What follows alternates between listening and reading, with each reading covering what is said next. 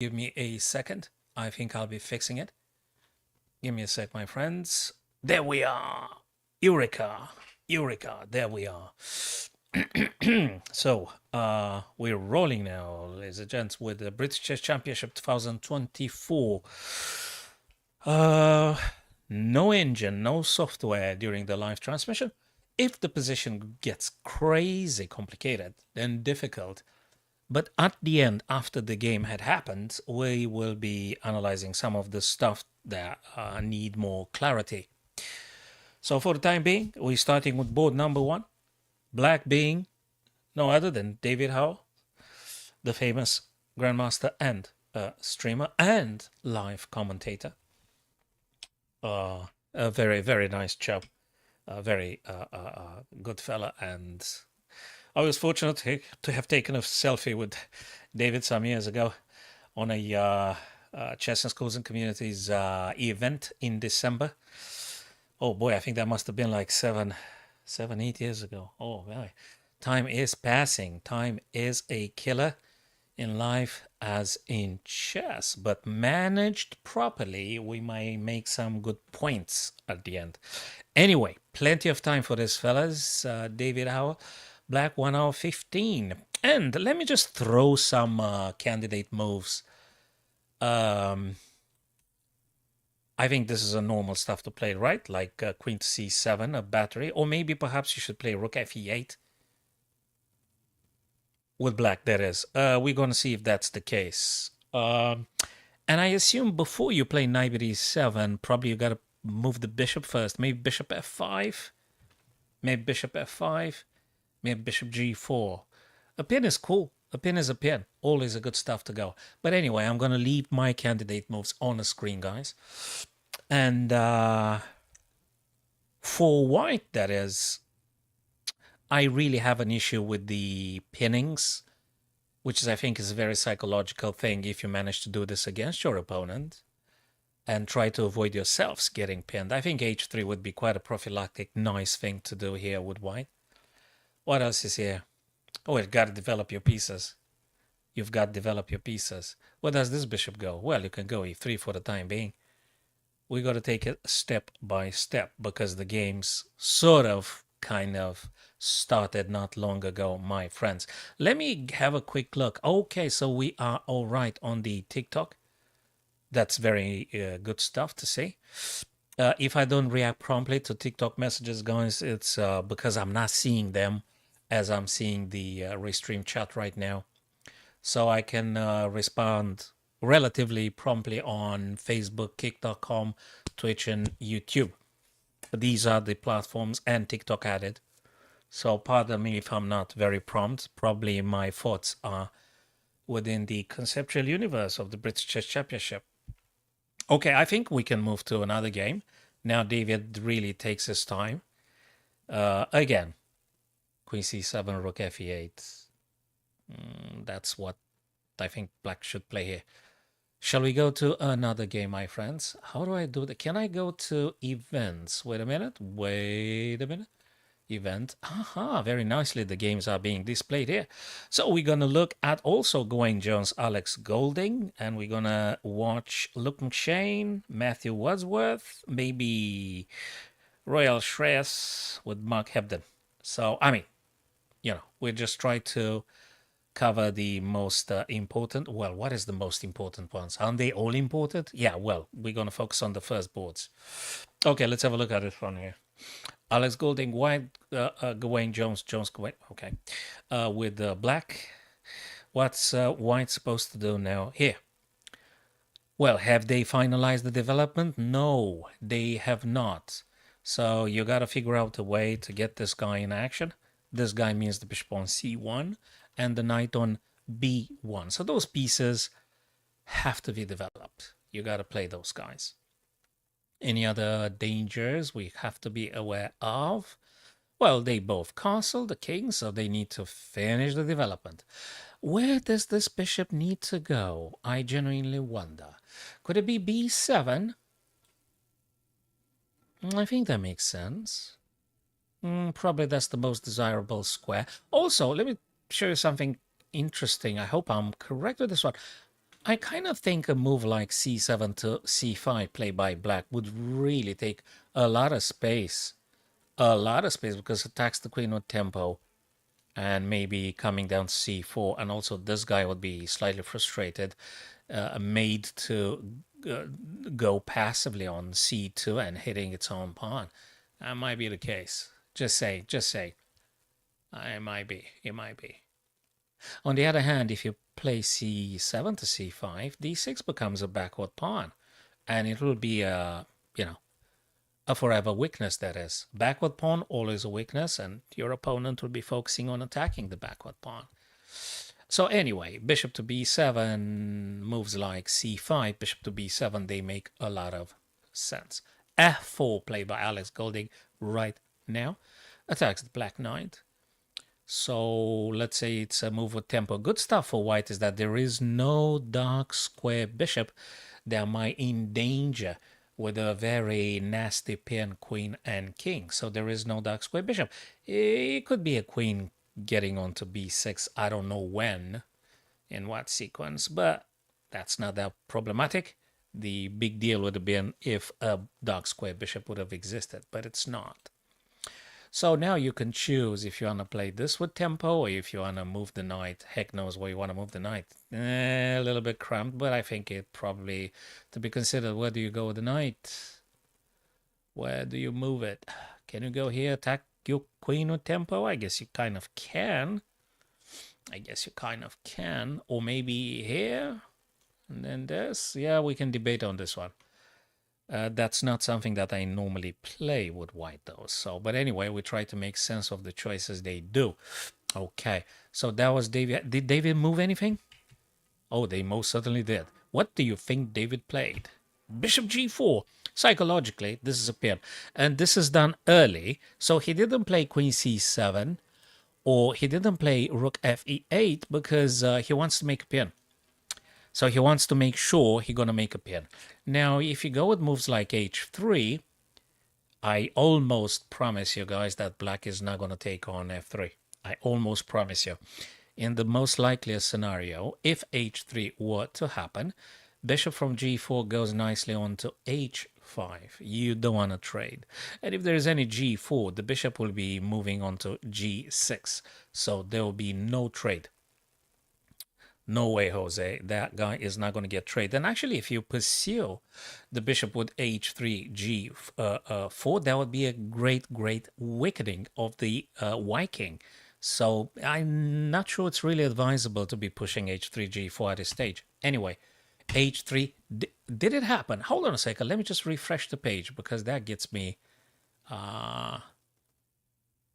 It did happen. It did bloody happen. Again. h3 did happen, try to break the pin desperately, and g4. I don't know, it's a double-edged sword, you see. You've pushed the bishop forcefully on g6. Okay, that is cool. On the other hand, things look shaky here with those pawns, really. It just looks shaky. I don't like it. I don't like to have this, you know.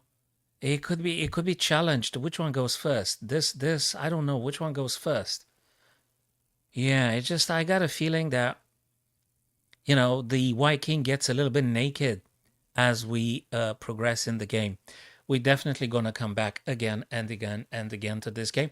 Plenty of time, by the way. These Super Grandmasters have plenty of time. Hello, gamer. Thanks for stopping by, my friend. How's it going? Welcome to the British Chess Championship 2024, my friends. And yeah, if the information you're hearing, guys, it's useful or entertaining to any degree, would you be so kind, please, to subscribe to this channel? Greatly appreciate it if you were to do that. Also, there is a bunch of videos I think useful for our chess learners. Friends, myself, I'm a learner and I'm a coach at the same time. These positions are very interchangeable because chess is that kind of domain, the field in which you are perfecting all your life, all the remainder of your chess career, you will be studying and learning. Fabulous, entertaining, super pleasant, and rewarding. Okay, Gawain Jones with black here. He didn't decide how to react to this threat. f4 attacks the black knight. He didn't decide it. knight c6 would be moving to safety and attacking the queen. And then white has to react, has to move the queen. That's a bigger threat. I'm not sure about knight g6, just looks too close to the advanced f pawns. I think they might be taking even more space from you if you go knight g6. I'm not sure where you're going to be going. But, you know, if this knight g6 happens, which I'm not sure is the best move, actually I'm doubtful about it. It could be f5. Where do you move the knight? Where do you move it? If you go here, you're gonna lose it very quickly, and if you go here, you might be very well getting trapped.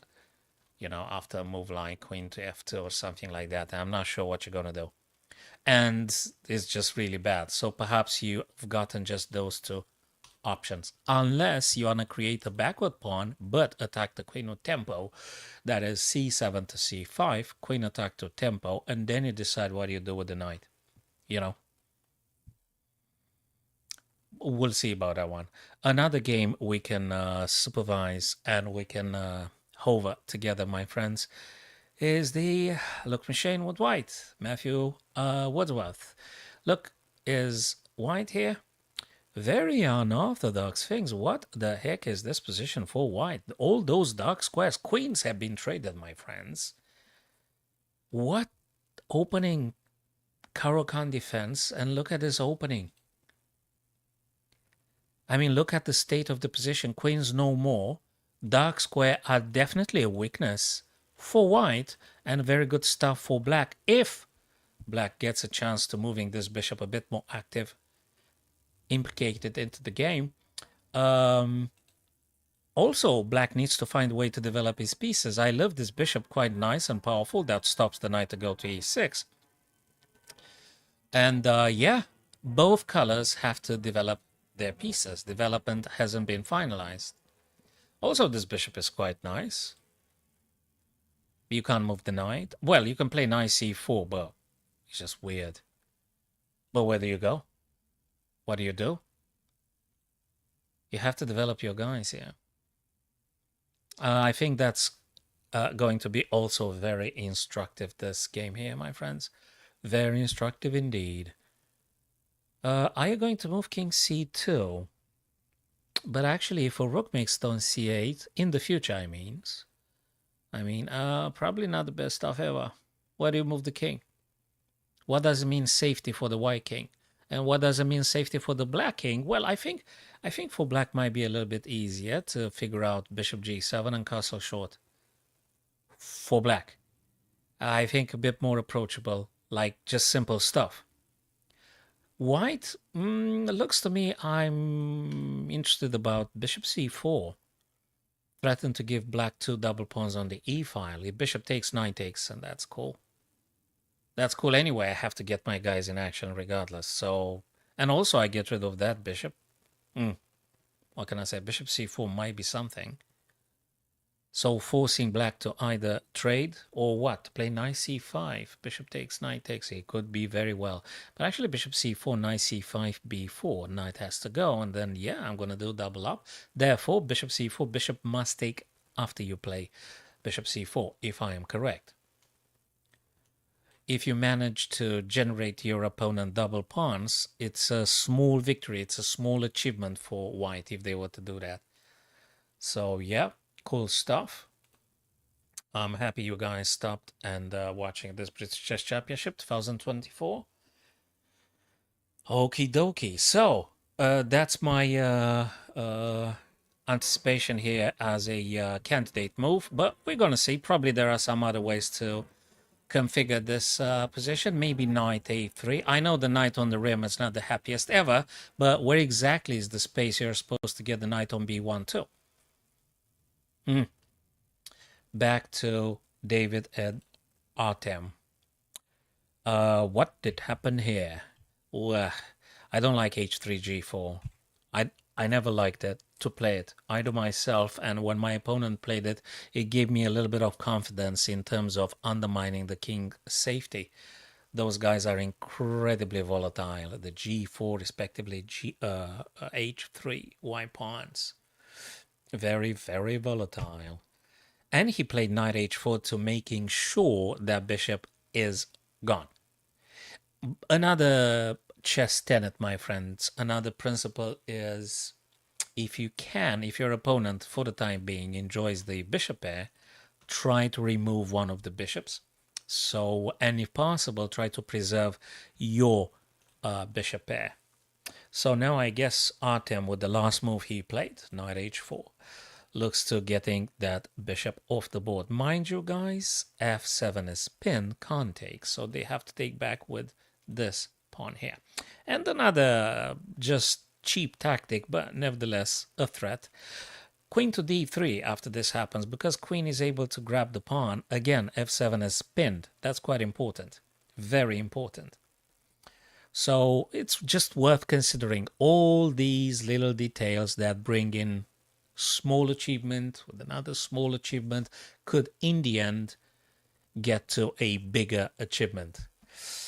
Obviously you want to win the game, that's why you play. So just explaining what knight h4 means for the economy of the game. Looks to capture, and probably you can move queen and threaten to take material, and also you're closer to connecting your rooks. A weakness for white, let me just highlight what I think is a big weakness that white's going to have to be careful about for the remainder of the game is this. This is the weakness for white. That's the stuff white needs to deal with. It is possible some bishop c7, queen to d6, a very simple but, you know, deadly battery. You have to be careful of this. I don't say you can't protect against. Hell, you may even push f4 at the worst, you know. You may even play f4, you see. So there are things to consider. There are absolutely things that they need to take into account. David, that is. Hello, Mosen. How's it going, mate? Cool stuff. Watching this British Chess Championship that started when? 30 minutes, 40 minutes ago. Try to cover as much as I can. Depends on the number of viewers, you know. If I get 1,000 viewers all of a sudden, I reckon I'll be staying for longer. Hell, I might be staying till the very end. if after like 90 minutes I'll have like 2 or 3 viewers, probably I'll call it a day. Indian, how's your viewership, my friend? How's it going on your Twitch broadcast? Yeah, if it's a school holiday and stuff like that, you know, we might get a couple of more extra viewers on our broadcasts. And again, Mosen, remember, if you do some multi-broadcasting on a couple of more destinations, you might be having a chance to addressing more of your friends on various platforms. So that might be helpful as well as you try to build up your things. Yeah, I know exactly what you mean, because I did the same steps. So I know exactly what you mean. Try to upload one video every 3 days. Do it the best as you can. So very sincerely, when you do videos, just dedicate yourself and be super honest, clear, and just put your heart into what you're doing. You know, quantity is cool, but quantity without quality, it's not going to end up okay. I'm on the opinion that whatever you do, especially if it's what you love, you know, I think it's required to deliver some quality. I mean, quality to the best of your capabilities. So you just try really do yourself in the best way. Of course, you do know, you go to the options of the multi-stream and you will find the tab on the left-hand side, multi-stream options, and you're going to have display a number of platforms, and you're going to be clicking toggle on 2 platforms, and that's how you do it.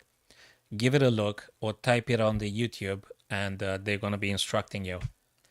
Bishop c7. Guys, I did say bishop c7 because it's about having a battery of the bishop and of the queen. So that's how you checkmate Artem Lutsko. Now, very, very sure this guy's not going to sit and wait for this to happen. So he's not going to just watch this happening. So probably we're going to look at f4 and stuff like that. Now, when you do f4, you are opening the defenses even more. Yeah, that's exactly right. That's exactly what I said, Moses. Probably there is a bit of a lag or something. That's exactly what I said a few minutes ago, just mentioned. But anyway, thanks for communicating your thought about why it's playing now. Yes, f4 is what I thought myself to do in this very position now. That comes with a caveat, though. You're really opening the cake. You know, f4 makes all the sense in the world, absolutely all the sense in the world. But also the setback for this, the minus, the con is that you're opening up the white king very much. You know. So let's take it step by step and see what happens here. That's going to be a very nice, beautiful game. Let's go to Alex Golding and Gawain Jones. Black to move here. So he decided to go, my friends. He decided rather than c5, he went for knight to g4. Yeah, that's a good question, Mosen. That's a good question. We'll go back and debate in between ourselves. We're going to go back and debate. h3 kicking the knight away. If you go knight h6, it's an absolute pain. Knight h6 can't be moved. I mean, look, there is, I think, just two stock choices here. It's not like you're having too many choices, my friends. Now black either h6 goes or it goes f6. You don't have any other option. I mean, it could be the little tactic of playing c5 and hitting the queen first. Black here could play c7 to c5, which attacks the queen. But this option creates a backward pawn on d6, this guy here. So you could play c5, I guess. But then still you have to address the knight issue. You got to move the knight. Hell, it's a bit cramped here for Gawain. Where's it going to go? Is it going to go knight f6, right? Really, I mean, where do you go with the knight? It is weakening. Absolutely, but it sends the queen away from this diagonal, so to speak. Gives you a little bit of space. You also threaten some c4 at some point, although you might be helping the other guy with bishop c2. So these are just general observations. What we can conclude very concretely is that the knight has to move, the black knight. If you want to buy some time, maybe c5, but then again, comes at a cost. As you said, weakens and creates a backward pawn. All right, now look machine again, back to this game. Hey, I did say king c2. Bingo. Sometimes I manage to think the same thoughts as a player like Look Machine. Sometimes, not always. Because if it was always, I would be sitting where he sits. So, yeah. Or maybe I'm slightly more relaxed than if I were over the board myself involved into. That's another psychological aspect not to be disparaged. So king c2 just takes a couple of, covers a couple of breaches here. Bishop h6 being developed. He goes for this. All right. So, how do you proceed next? I think you got to develop your guys. I think you got to take into account stuff. Knight a3. You really have to move in your pieces in action. There you go. I just said it. Boom. He played it. The second idea anticipated. And that's the idea that Luke actually chose to play for himself.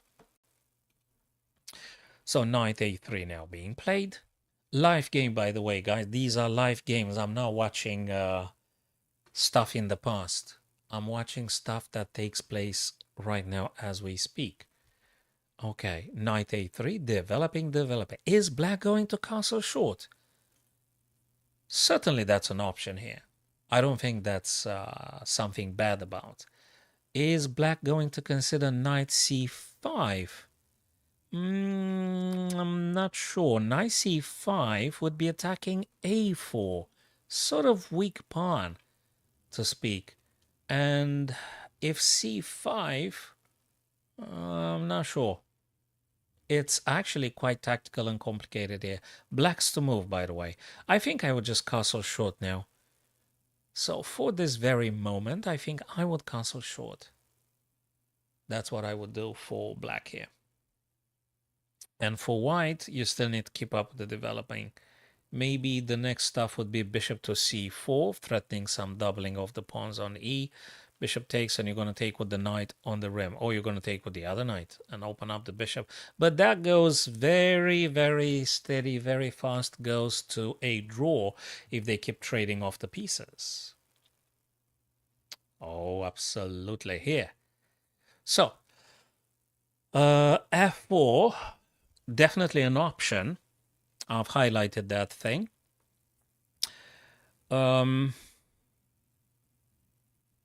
And f4 also threatens f5. That is capturing of the bishop. Did they move anything? No. So what was the last move? The last move was bishop c7, sort of preparing a deadly battery with the queen, bishop and the queen. f4 can be played, and if queen d6, you can't push that pawn at this very moment because there is simply a checkmate on h2. So if queen d6, sorry, white's turn, f4, queen d6, you can't push at that moment. You need to figure out something else. Other than f5.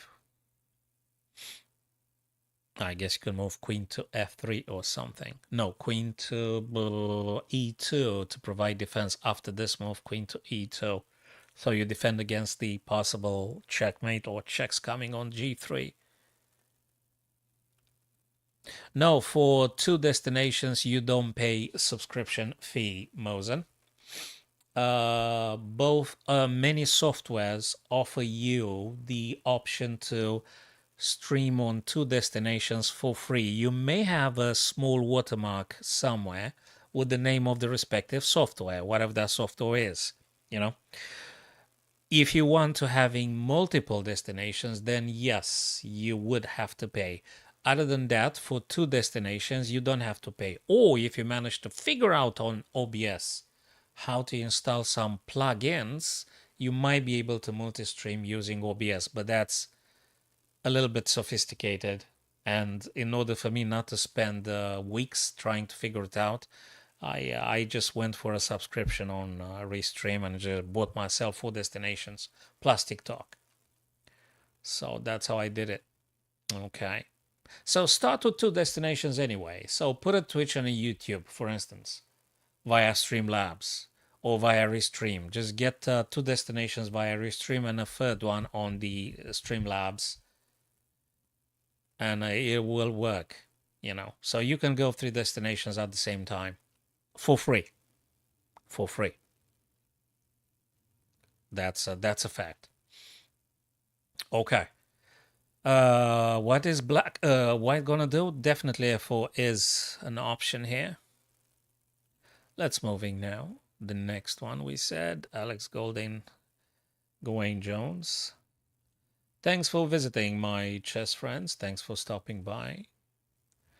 We're discussing with our human minds the games that we're looking at. Live games, by the way. No software for the time being. And knight f6 played Gawain, which I did say because knight h6 was a complete pain. So knight f6. A bit cramped black here. Now, the biggest question of them all, well, not the biggest question, I just said it because it sounded well, but it's not the biggest question, of course. You need to having c2 always available for the bishop in case of c4 coming down. Black is going to play very likely bishop b7 sooner or later. Knight bd2 was a developing move whilst defending e4 from the knight on f6. Looking good if c4, bishop c2, and bishop b7. That's what I think it's the natural way to developing pieces, both for white and black now. Question remains after bishop b7, which is, by the way, double attack on e4. Double attack on e4. You need to get the second defender. That could be perhaps c2 so that you don't waste any more tempo. Also, you don't encourage your opponent to play c4. Bishop c4, queen e2, or rook e1. Which one is it? Or rather, queen e2. You don't want to play queen f3 because if you do queen f3, you're going to be on the same diagonal with the bishop on b7. So it is never wise to place your queen on the same diagonal with your opponent, with your opponent's bishop, that is. So do not. So queen e2, probably a better choice. Although, let me tell you something else. Although queen e2 might be met down the road with rook fe8. So that could be another thing. That could be another thing. So that has to be factored in as well. So yeah, definitely not queen c2 because c4 and the bishop is just gone. Okay, so that would be a full cafetiere ended just right now. Okay, though, where were we? We were in the middle of very many things. Therefore, we're going to pause this one. We're going to go to the next Luke Machine and Matthew Wordsworth. So, what has happened? Nothing just yet. Because they got plenty of time, Black can do, as we highlighted, castle short. Or what other way have you gotten to improving things or making stuff better? Well, not too many options, though. You could do knight c5, I guess. You could play knight c5. Aiming the a4y pawn. That's a bit of a complication here. Also, knight c5 does not allow... Well, actually, it does. You could do b3, though. You could do b3 because you have the knight and the king defending it. So it would be interesting. Knight c5, b3. At the same time, it vacates the space for the bishop to move on to b2. But that's already a little bit far in the future, but probably that's how you are supposed to be thinking. And this is Luke Shane White. Let's go to this one, board number 4. Oh boy, oh boy, oh boy, oh boy. White hasn't castled yet. Is he going to castle? Like what? Queen c2 and castle long? But that looks so unappealing due to the bishop on h6. So I really wouldn't put my king on c1 now. Well, queen c2 can be played, but if you do queen c2, there is another thing happening. Is this guy. Yeah, where do you go? Yeah, you can kick him away with a3. That's a very good question. Boy, these are so sharp. So sharp. You could potentially castle short now, but maybe you want to take advantage of the h-file where the rook is. Perhaps white is planning, my friends. Perhaps white is planning some h5. You know, maybe they want to push the h and the g. Definitely getting incredibly sharp now. Absolutely, my friends. Totally. Okay. Back to first game here. Have they did what they do?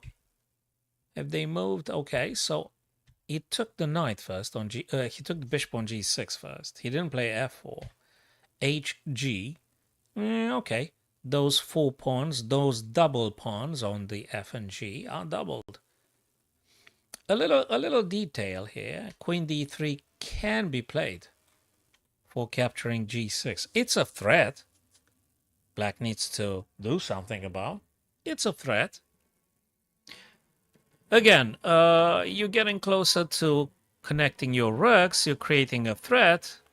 You know, Queen D3. That kind of makes sense. I like it. Totally.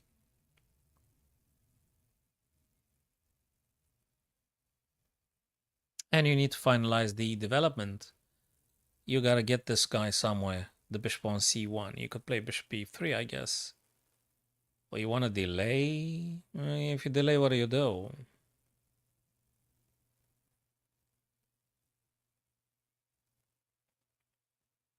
King G2? Yeah, you need to develop your guys. So bishop E3, queen D6 for the checkmate, and then F4, and then rook Fe, and the bishop being attacked. I don't know. And by the way, guys, this is Black's turn to play. So if queen D6 happens, By the way, this is a very immediate threat here. You can't say it doesn't exist. So you have to react to this. Black stud indeed. Did he play king g2 as I said? Sorry, let me refresh the page. He bloody did. Cool stuff. Again, I'm happy I'm getting these guys' moves. And I'm sure you guys see many of these ideas as well. So king to g2, queen to d6, you still need to defend against. You may still have f4 available, which I think makes sense. Taking space, blocking the battery. Hello, Dave. And yeah, I think you kind of can. If you get the rook on h to defend against h2, that's very appealing because your rook is, instead of being active, it just plays a defensive purpose. Thank you for your thoughts, Dave. Totally they need to develop stuff. Absolutely. Knight d7 makes a lot of sense. For knight b6, perhaps hitting the bishop, and then the bishop needs to decide if they stay on this diagonal, which I think it's the most promising one. Rook e8, it's a stuff that you always play in the open file positions. Always rooks need to go onto the open files. So we can say, Dave, that actually both colors need to finalize their development, both white and black. Totally. Knight d7 is a choice. Rook e8 is a choice. Queen d6 is a choice. Now, you just play queen d6. You threaten a very, very devastating check. Not a checkmate, though, because the king can still move on f3, but nevertheless, it's still a threat. You can't just ignore it. So that will prompt white for f4, I gather. And then we can take it from there. I don't know, g5 or what. It's getting really sharp at this stage. Yeah, so no, I'm not involving any software, any AI, any nothing now, guys. We're simply using raw human mind. That's what I do on my streams. So let's go then. So that's one game which we will be revisiting, my friends. We'll come back. Let me go to the event and go to the next game. Oh, let me go back because I want to apply it as you had expressed your thought. Queen d3 was a good idea for white. As you mentioned, black maybe thinking b5, so bishop b3 might become onto. Yes, Dave, I think we think similarly here. Oh, probably, yeah, we're in the same conscious pool. Yes, of course. Yeah, queen d3 always a thing. But if queen d6, you need to stop the battery first with f4, and then you may consider queen d3, just going for the g6 pawn.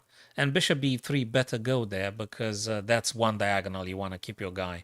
And, long term, c3, solidifying d4. You're having this sort of nice pawn structure, and then bishop c2, queen d3. You never know. You never know. It's a possibility. Definitely a possibility here. Beautiful. Thanks for joining the dialogue, Dave. I really appreciate this, my friends. When you're getting involved, it's even better.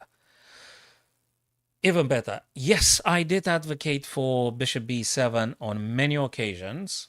It's the natural square to go now for the bishop. The fianchetto. This is just great. Because bishop c8, h3 doesn't have a great future, you can't play the bishop. It doesn't make sense to go e6 because you're going to be shut off and go back, wasting tempo. This one not playable because of the h3 and stuff. So bishop b7, definitely one good option. Would you play queen e2 now with white? And as I said previously, you got to be careful about rook f to e8, where the queen is. So that's one aspect to consider long term. And also, how, Dave, may I ask, Dave Mosen, how are you going to play the bishop on c1 in this position? Very genuine question, my friends. It's so this is a dialogue. It's I love the dialogue on ideas. So how is white going to proceed with the bishop on c1? How do you get that bishop active, actually? Are you considering b3? To play bishop b2? It just feels a bit weird. Hard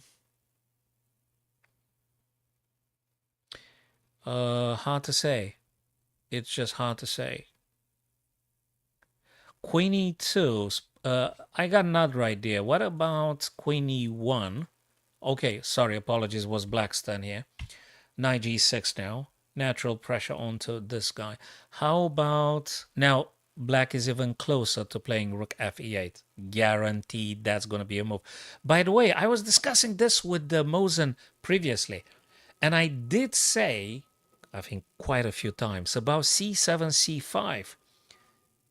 Mosen said it's going to be weakening tremendously. It sort of, but also takes a lot of space, diminishing white's options on the queen side.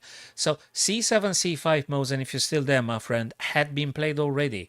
d6 is going to be a backward pawn. Nonetheless, black took a lot of space, and I'm happy this thing came to be. So I think we're able to predicting a lot of ideas and concrete moves ourselves. Reading Dave's idea, queen side expands by black is the biggest worry for me at the minute, which the knight on d2 was better. Yes, yes, yes, yes, yes. So Mosen, remember I told you about c7, c5 in this particular position? Yeah, could be. As a sort of, Dave, as a sort of in-between move. I agree, Dave. It could be a bit of in-between move here, a4. Indeed. If you want to throw that move before you actually committing to do something with the knight on d2. Knight on d2 is a little bit stuck now because it's got to defend the e4 square, currently attacked by these two black pieces. Soon to be, my friends, the third attacking piece. So we're going to have a rook f to e8 hitting the pawn on e4 again. So how do you deal with this? It's a thing. I'm not a great fan of queen e2 or queen e1 now because rook's going to play on e8. So that's an open question. This is an open question. Not easy answers. If it was easy, those guys would have moved already. It's not easy, not even for a grandmaster. So if you don't have an answer, don't beat yourselves. You know, with the proper determination, given the minimum amount of work, hours, and effort, some results would definitely show up. You know, it's the natural thing to do. Progression is inevitable if one increases his understanding of pretty much anything. So progress is inevitable. It's necessary as you study, understand more, and apply what you've learned. It cannot be other way. Okay. This another beautiful game here. Queens came off. Queens came off now. No more queens. White to play. What did happen here, my friends? So knight a3, we did say that. Bishop h6, knight a3, a5. Again, taking space from the queen side. And maybe, not maybe, certainly black is planning some rook over to the c. But there is a thing with this bishop here, you say. There is no knight coming. Or maybe it is a knight because they played a7 to a5, therefore. But this one, like 10 minutes ago, I did specify that bishop would like to go to c4. I did bloody say it. Bishop to c4, threatening to give black double pawns on the e file. So now, if you do not react to this, bishop's going to take, pawn's going to take. Actually, it's going to be worsening. a5 Mosen was being played with the express objective to getting knight a6. Rook defends the knight because he doesn't have space. Black does not have the necessary space to get the bishop on b8, the knight on b8 somewhere. Therefore, a5 had been played, a6 supported by the rook. So knight a6 is playable. And then you might want to reroute the knight on c7 and stuff. Now, bishop c4 is that move that I've said quite a few minutes ago. I said about the bishop c4. You've threatened doubling the pawns on the e. If bishop takes, you can use the marginal knight, the peripheral knight. Knight a3 takes on c4. So you grouping your guys, amassing them towards the center of the board. b6, definitely a backward pawn, Mosen. Bingo. I concur. I agree with your thought. Knight takes, so bishop takes c4. Knight a3 would be by choice, although you could play the other knight too because you're challenging the bishop on h6, and that guy is dangerous. Maybe you want to trade him off, which would increase the likelihood of a draw. That is true. So we can debate on A takes C4, D takes C4, because probably it's definitely an option bishop takes. Also A5, you said you don't like it, it's weakening, but also A5 means I'm going to play knight C5. You can't push B4. I mean, you got to think twice, because then I'm going to take opening up the A for my rook and already complications. So knight C5, it is an option here for black. It is an option. Definitely it's an option.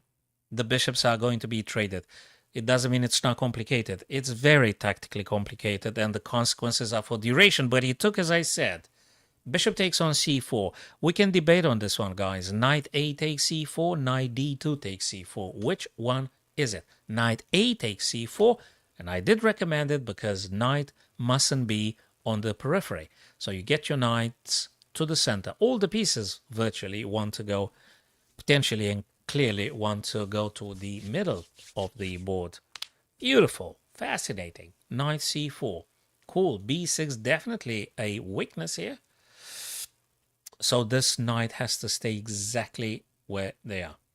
Now white starts dreaming about freeing up the bishop on c1, which suffers currently. And may I suggest, my friends, may I suggest knight d2 to b3 long term? Not now. I know it's black's turn. But just saying, knight db3 with the purpose of knight d4. Perhaps I can attack also the c6 square and pawn. And maybe black needs to dedicate a bit more time to figure out what to play with the knight on b8. So knight b3, knight d4 could be an idea. You challenging a very active bishop on h6. It is important you challenging your opponent's super active pieces. I think this is important. That's definitely important here.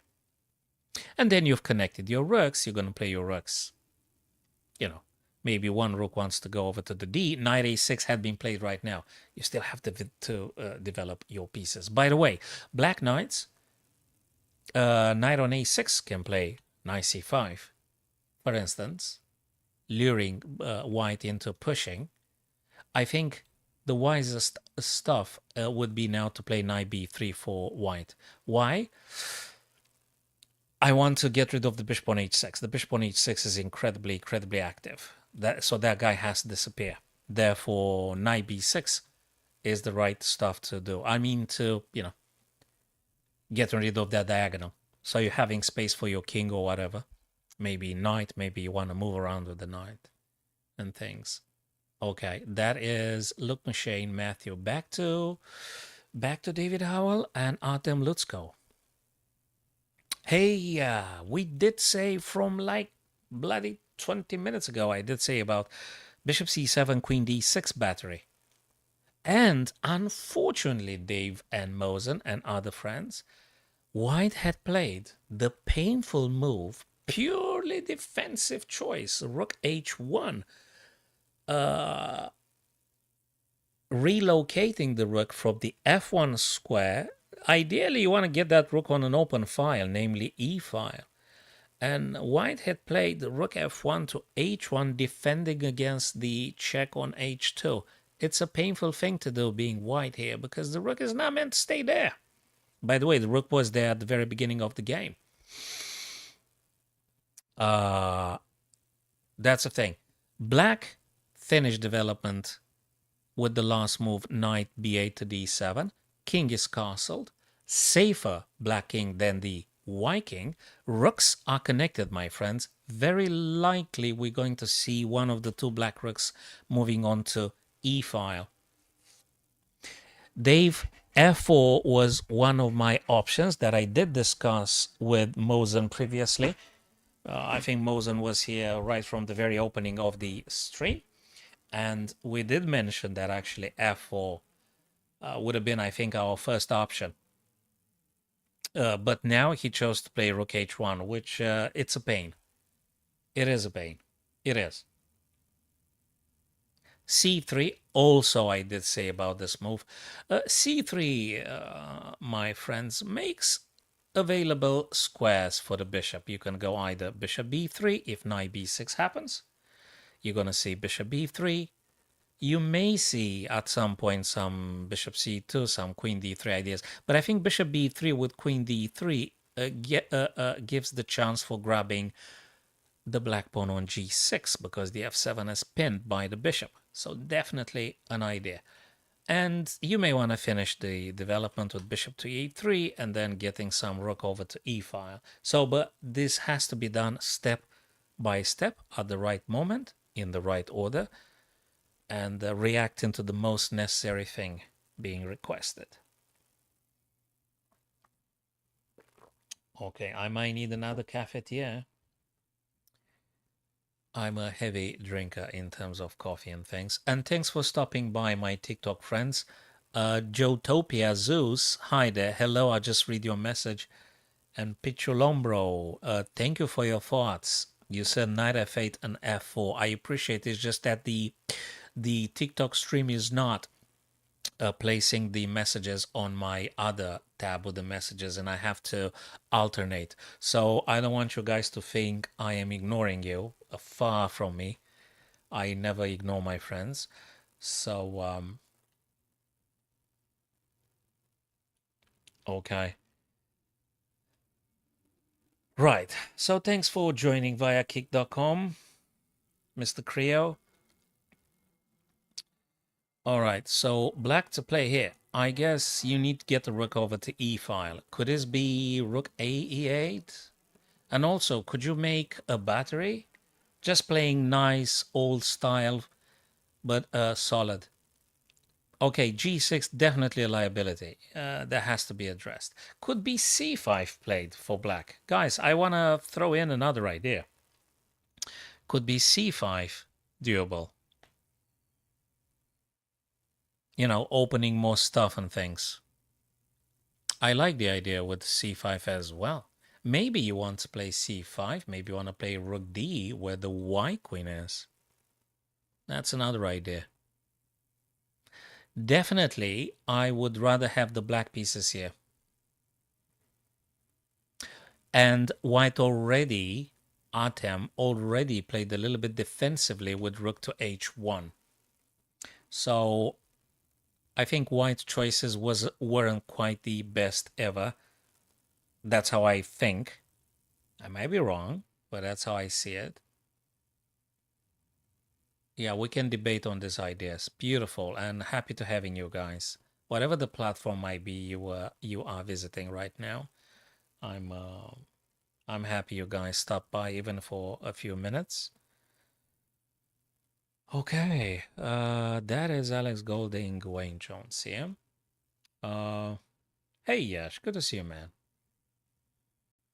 You talking about this game here? Yeah. It's an interesting structure here. It's an interesting structure. I did have it myself on a few occasions as well. It happens. Part of the game. Huh. Happens. Okay, black to move here. What did happen last time? Hold on a sec. Give me a moment.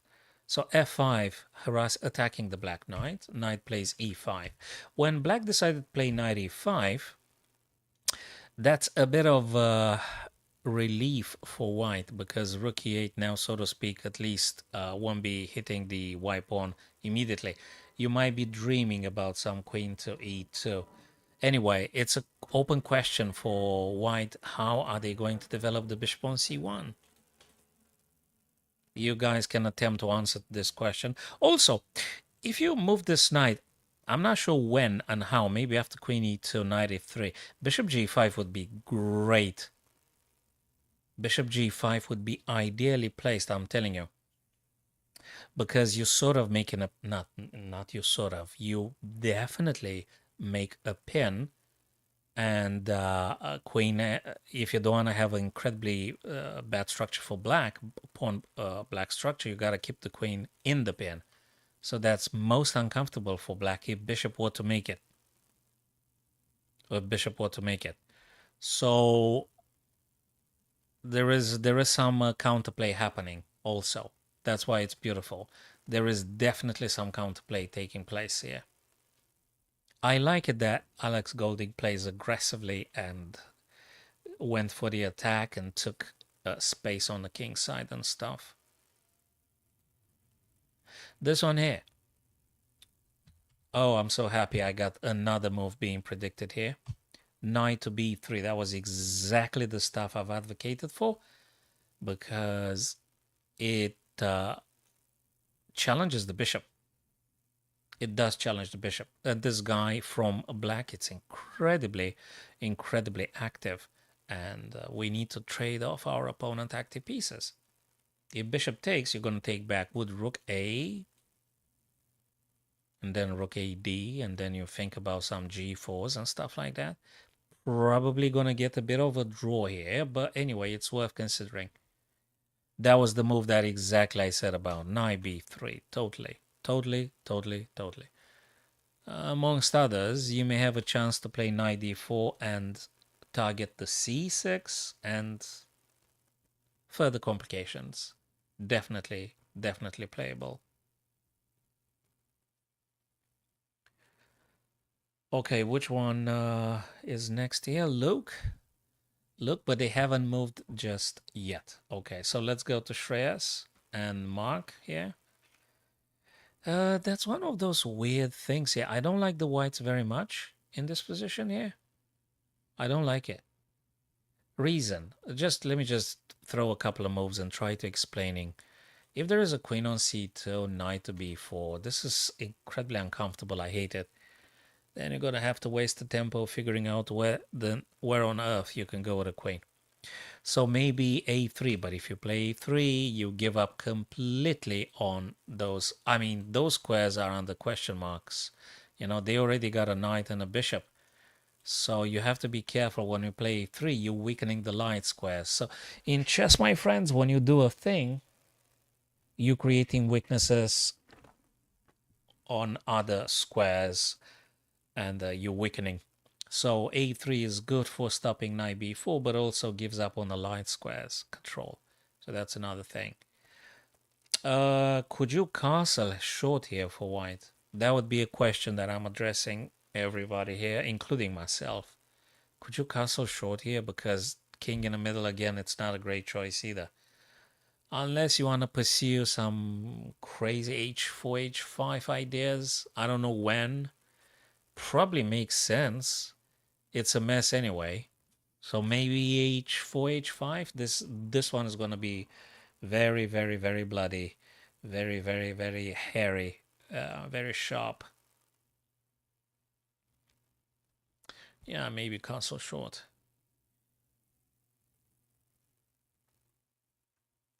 Maybe castle short. So I'm reading another message from TikTok. Read a rook a8 and 95. What game was that? Anyway, we're gonna revisit those games that we started previously. This one here. Okay. David and Artem. Well, Artem and David. Okay.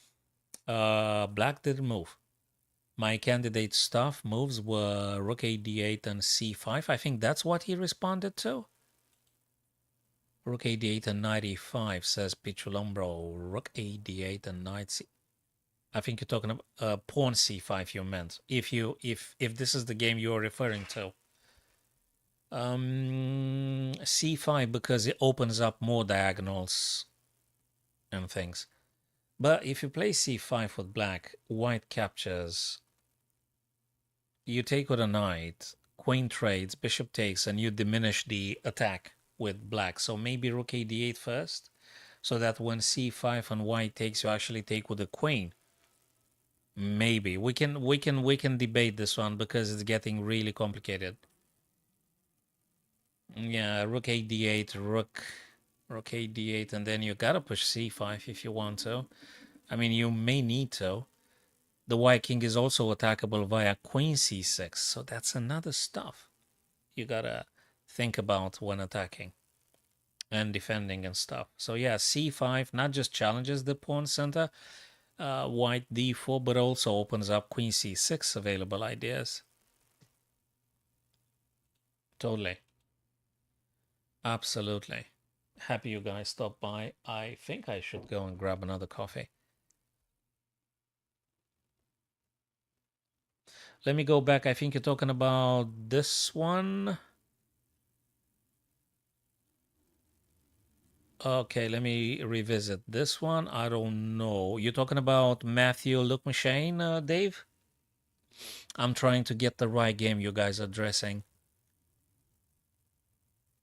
I just try to figure out what because I'm actually alternating in between 4 boards now, 4 games, and I want to get the right message for the right game. I mean, if you want, you can put, for instance, LM, and I'll know it's Look Machine versus Matthew, or AD or something. Matthew and Look. So we're going to be focusing on the first 4 boards. I think it's Bishop C1. Let me see. You're talking about another game now, I think. Bishop C1. Hold on a second. Let me figure out what you... What? Bishop C1.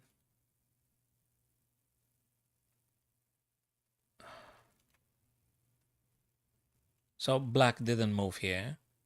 White played... White... it is... Wait a second. Rook Fe played to protect the E4 and free up the white knight. So now you can play the white knight somewhere. And I think that somewhere could be knight F3. It could be. If knight takes, queen is going to take, then you're going to move away to making sure you're not keeping your queen where the bishop is. And we can debate again. I think Alex Golding positioned its bishops, I mean, specifically the bishop c2, I think it's cool. It's good to stay on this diagonal.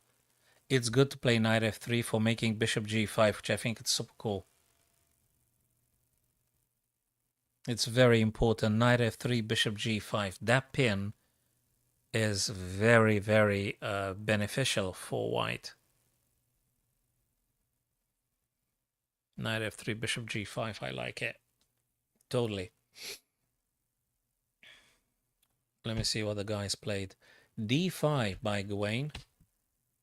Opening up the column, not the column, the diagonal b7, g2. Takes, and takes with the queen. By the way, we just got checkmate in a move here, my friends. We've got a checkmate in a move, and Alex Golding has to defend right now.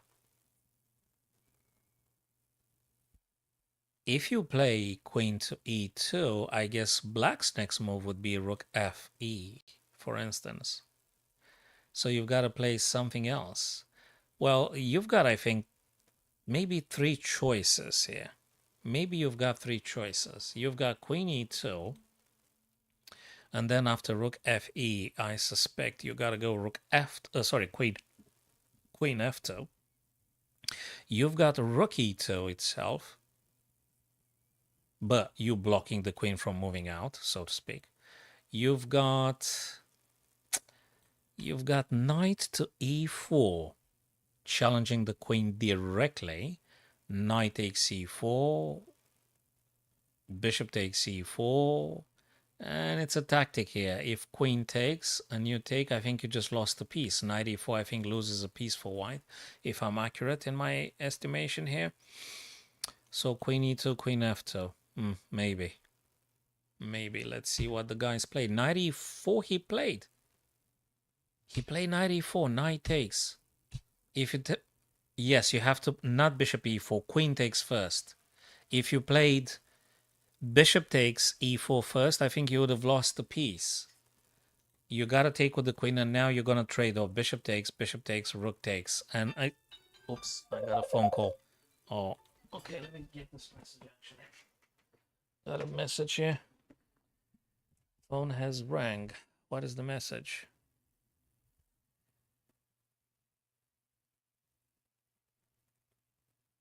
What's that? Where did he go? Where does he want to go? Okay, I need to make this call, guys. Guys, I'm going to stop the mic for a sec, and I'll make a call, and I will be resuming the stream. Wait a second. Apologies for this.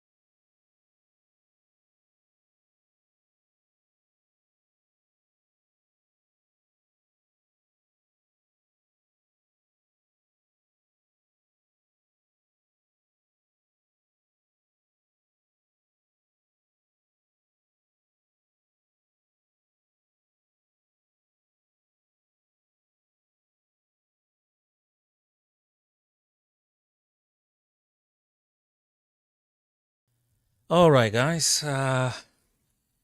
We needed to address a couple of things. Back to our games now. Back to our games. Where were we?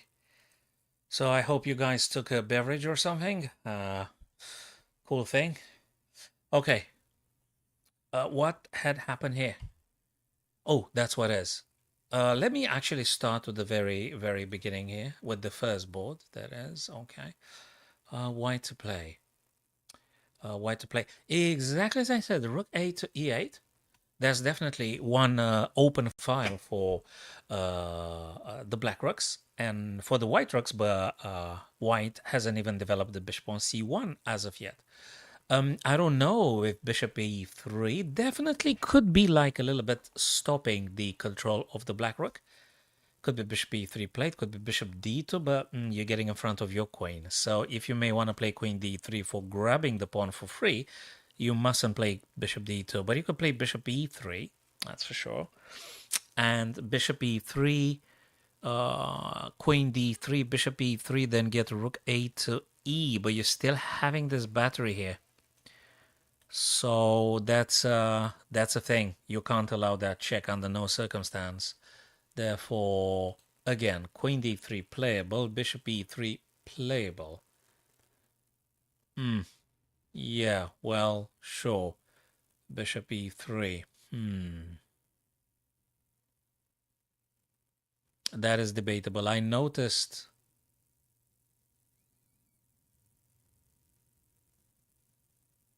Oh, I have no idea about that thing, Yash. First, it could be very well a very individual thing. Some guys are just naturally gifted as fast a thinker than others and just better players. There was, I'm not saying that external circumstances do not matter. They absolutely do matter.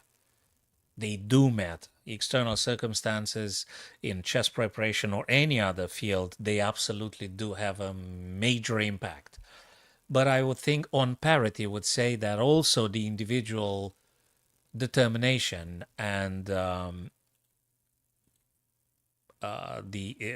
commitment, that one is willing to have and to take upon his preparation, their preparation, and also what matters very much. I haven't really followed the idea you're saying, but I do know that in India now there is a massive involvement with the chess in terms of policies, right? I mean, there's very many chess coaches, and I think it's the country with most grandmasters and things. So it's becoming a very, very seriously supported art, sport, or whatever you may want to call it.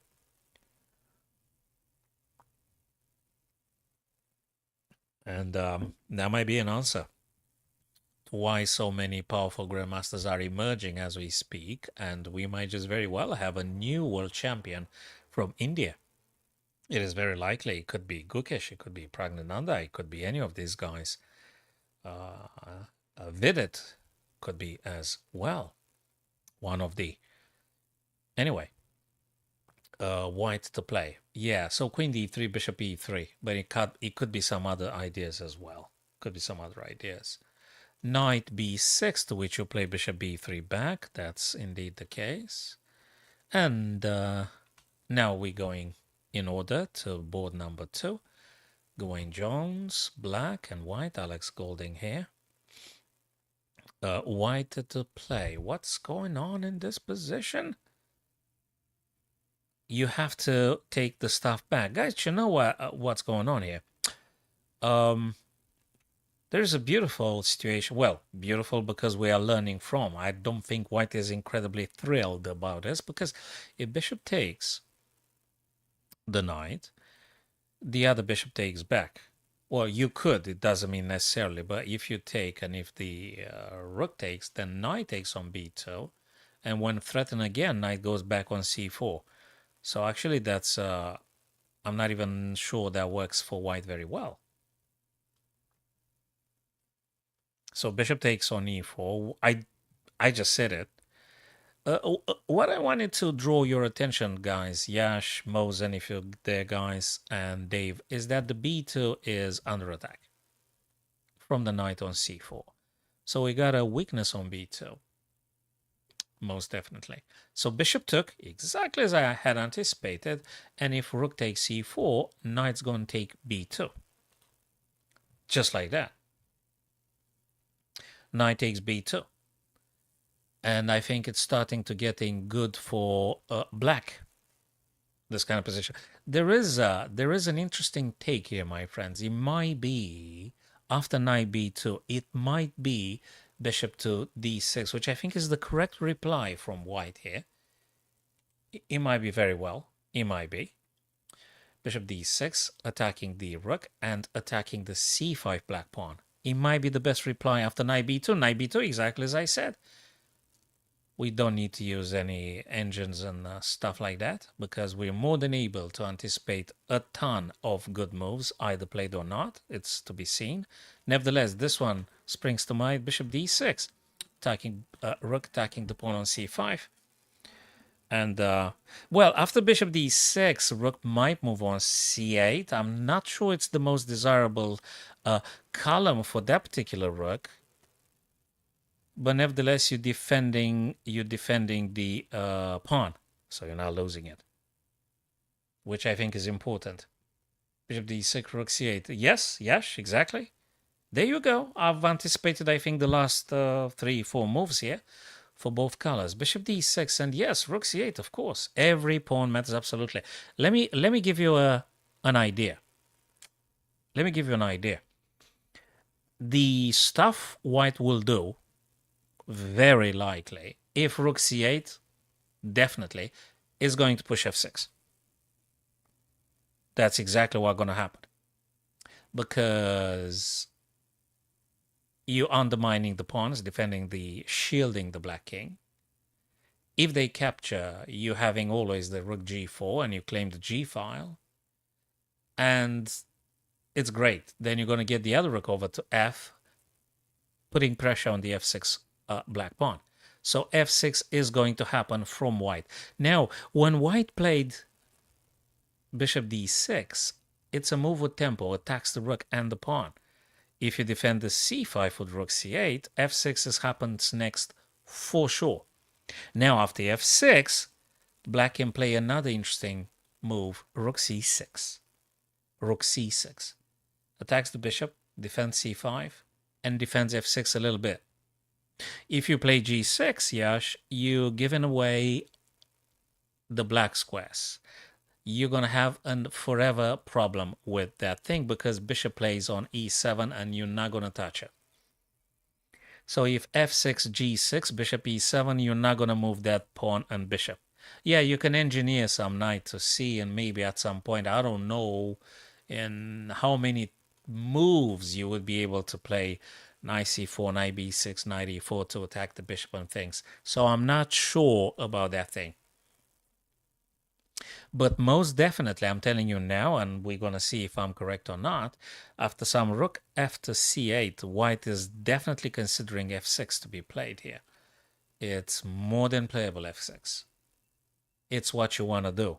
You're weakening the pawns, you give them double pawns, you trading or not, don't matter, you have to push f6. It's a very beneficial move to play here, being white. Most likely. Okie dokie, cool stuff. So thank you all my friends that are visiting the stream on TikTok, on YouTube, guys.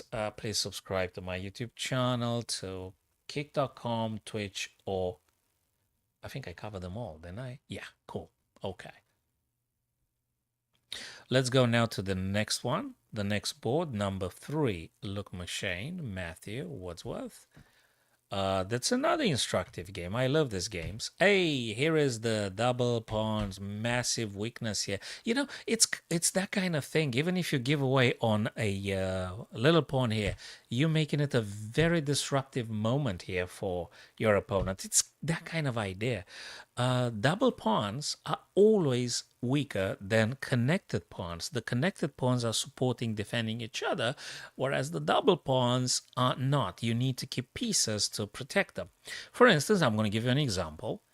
If Look Machine decides to play rook c over to e1, it attacks directly the pawn with the rook. You can't push it because white knight and the rook attacks it twice, and you're going to be winning. So this guy is weak now. You can't successfully defend it. I mean, it's you can't. You cannot. And that was the reason for which Luke Machine pushed the pawn onto e6. Okay, so he pushed e6, black took, and now that opens up the possibility for rook c to e to happen. That's important. It is important. Beautiful. Absolutely beautiful. I'm going to be very interested in the follow-up for this position, this game, because it's very instructive for everybody, and it's an absolute delight. I do enjoy it. Okie dokie. So rook c to e, very, very possible to happen here. Let me look at another one here. That's Shreyas Royal with Mark Hebden. Black to play here in this position. What a messy tactical and also beautiful strategically. He did castle. I did say castle short at some point as being necessary because king on e1 was a disaster, giving the enormous tension on the e and f. Now, for the better, white is at least behind those two pawns, and you can easily swing over a rook if necessary. Really wonder what does the white queen gonna do? What are you gonna play? You gotta be paying heed to this bishop. Very dangerous. Those dark squares. How do you neutralize that bishop though? You gotta be very careful about this. I also think white is keen to trading that guy. He's just getting too much. And maybe some knight b5, bishop takes, pawn takes. I'm not sure. We can debate on that one. We can debate on that one. Also, black might play this, but we can play 3. Far from over. This is just so far from over. And it's very entertaining, but far from over. Beautiful. Okay. Let me go back to Artem and David Howell. Rookie said, boy, I did say about this sequences ages ago. It's a, okay, queen f3 to adding more protection, that is, over to the dark squares here to, you know, placing the queen also on this. I think queen d3 might have been better. I think. At least you've threatened to capture on g6. Now queen f3, okay. Okay. What you want to do? You got to develop your guys, right? Are you going to go d2 and then rook here? And if rook takes, bishop takes, and then back to d2, moving the bishop. Okay, that's a possible thing. It is a possible thing to play. That is indeed the case here. Yes, that's David Howell, the renowned, famous commentator that was very active at Chess24 when it existed autonomously separated from chess.com, and after being bought, actually he's commentating for chess.com when he's not playing. The only one that plays live and commentates live is Nakamura. Is the only one that can do high level of chess, even fast level of chess, and also commenting. The guy is a legend and the beast. So yeah, yes, David Howell, the commentator. That is exactly right. That's true. So now it's his turn to play. Oh, wait a minute. Yes, so he did rook e7, which I did say quite some time ago. a4, I think Dave said about a4. I don't know if Dave Joyce is still with us. a4 being played. It's trying to demote black from pushing b5, my understanding is here. Knight to b6, which I did say also on many occasions because it's a natural thing to do, and you're attacking the bishop, and the a4. Now, you're going to do bishop b3, I reckon, right? You have to do it. And then maybe you're going to push a5, pushing the knight back. Maybe. Maybe. We can debate. So bishop b3 definitely would be my first choice here. Bishop b3, bishop d2, rook ae. And we can take it from there. Well, Magnus is not incredibly talkative as well. So Magnus doesn't talk, he just plays and he just kills on the spot. So he's not the greatest explainer ever. He definitely, arguably, he's probably one of the best, if not the best. But Magnus is not a great talker, so to speak, in terms of explaining in great detail what he's doing. Nakamura tries to keep up the pace when he plays. I mean, bloody hell, he plays blitzes, and the guy also versus super grandmasters, and most of the time he wins, and it's great stuff. He still gives time to be explaining. Actually, what I do love about a super grandmaster myself when I'm watching them playing is the explanation being provided, and I think probably the best, well, amongst the best, is Daniel Narodetsky, because he explains the stuff he does, and I'm totally enjoying it. I mean, when Naroditsky talks, I totally give it 100% listening, either broadcast, live broadcast, or some videos every now and then. When I'm listening, I'm paying a lot of attention. The guy is formidable, and the explanation is just one of the greatest. I totally enjoy listening to Naroditsky a lot. Robert Hess also explaining stuff. It's great to follow. Yeah, and totally watching Magnus playing and talking, of course. And there are others too we could be talking about. You know, um, yeah, we got great commentators out there, formidable players. Oh yeah, I mean, his commenting is just absolute brilliancy. So when he's in very good mood, very good shape, and he starts commenting his games or other folks' games, he's absolutely a delight to be listening to. Totally, totally. One of the greatest commentators. Yes, it's a bunch of great guys doing this. Fantastic. Okay, so White's turn to play. Probably bishop b3. I don't know why he spent so much time about the next move. I really wouldn't want to part ways with the bishop. I love that bishop so much. So probably bishop b3. Is there another choice with bishop d3? I don't think so. I think you want to keep the bishop on b3 on this diagonal in particular. So bishop b3 definitely to be considered. Then bishop d2, then rook a to e. Okay, that's being said. Let's go for this one here. Bishop d6. And interestingly, Yash, interestingly now, he moved the rook straight away onto... he moved the rook first. So these are all the arrows I've done previously. He played rook g4. I think f6 would have been maybe more threatening, maybe more efficient at this stage. f6 right now, forget about rook g4, just push the pawn to f6. I think f6 is definitely playable. Okay. Sorry, but a rook had been played first, apologies. So he denied the trade, but that comes at a cost. The cost is the infiltration of the rook in the on the second rank.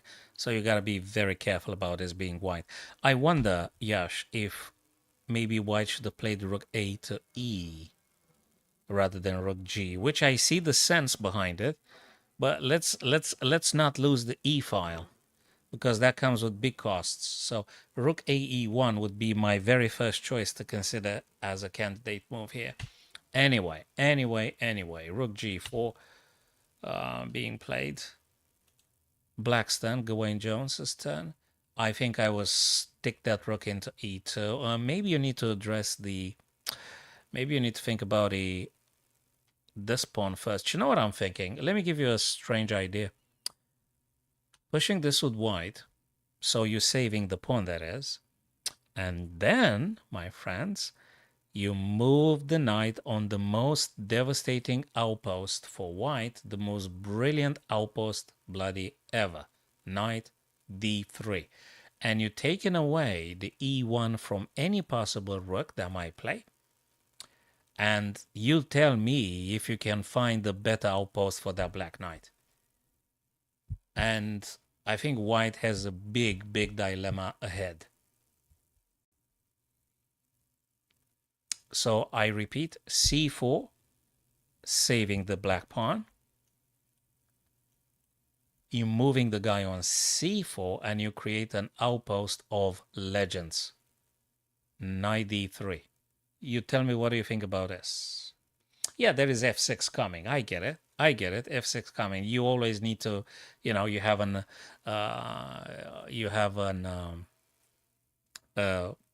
setback for this. But hey, or another universe possible. You play f6 with black. You stop the advancement of the f pawn. You lose this guy, and the outpost for knight would be actually c4. So that's actually quite a debate here. That is actually quite a debate. If better for black is actually f6, also providing space for the king to moving and supporting the e8 square for rook's relaunching. And after bishop takes, you're going to play knight c4, or you play c4 with the black pawn, ready for knight d3 outpost. So these are a couple of questions here, my friends, that I'm posing to myself and for others, and for others as well. Okay. He played the very unexpected. I have to say, I couldn't consider this for a second, Yash, and look at the surprise of it. Look at the surprise of it, my friend. Knight a4. Can you actually believe that? Can you actually believe it? Knight a4. I mean, it is an outpost. It is a very unorthodox outpost. Very. f6 had happened, as I had predicted. A very unexpected move, knight a4. Alex Golding pushed f6, obviously, with pressure on g7. Can't take because it's pinned. You've got to move it up. And you lost the dark square forever, and you cannot stop bishop e7. These guys will stay there for a very long time. You could jump around with the knight, that is, and just try to attempt attacking. I get it. But not going to be an easy business, and I'm very sure White's going to play any rook on the e-file.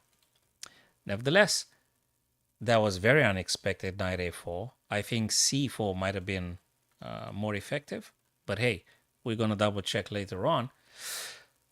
I don't know what to say now, because black's going to lose the e.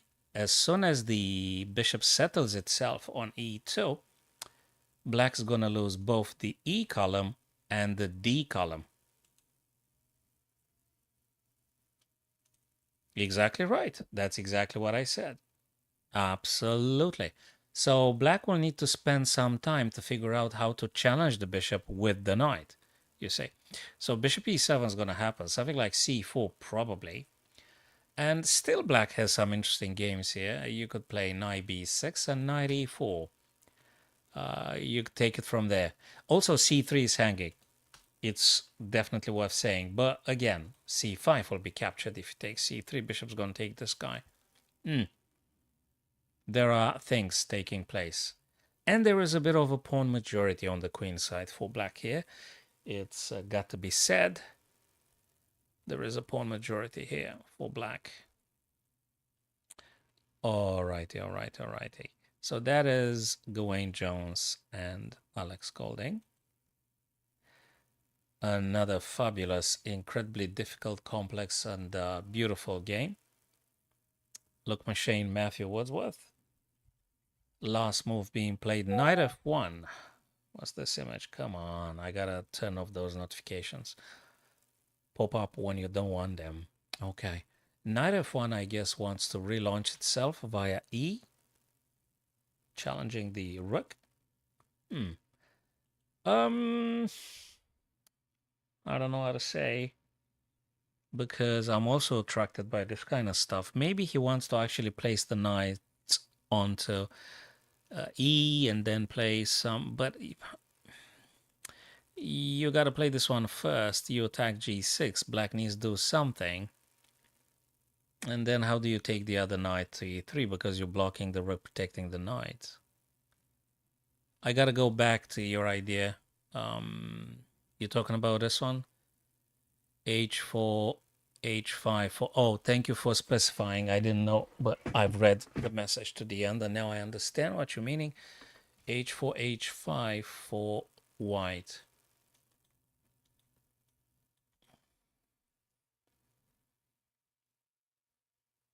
It makes a lot of sense. It might take like 3-4 tempis, but it does make sense.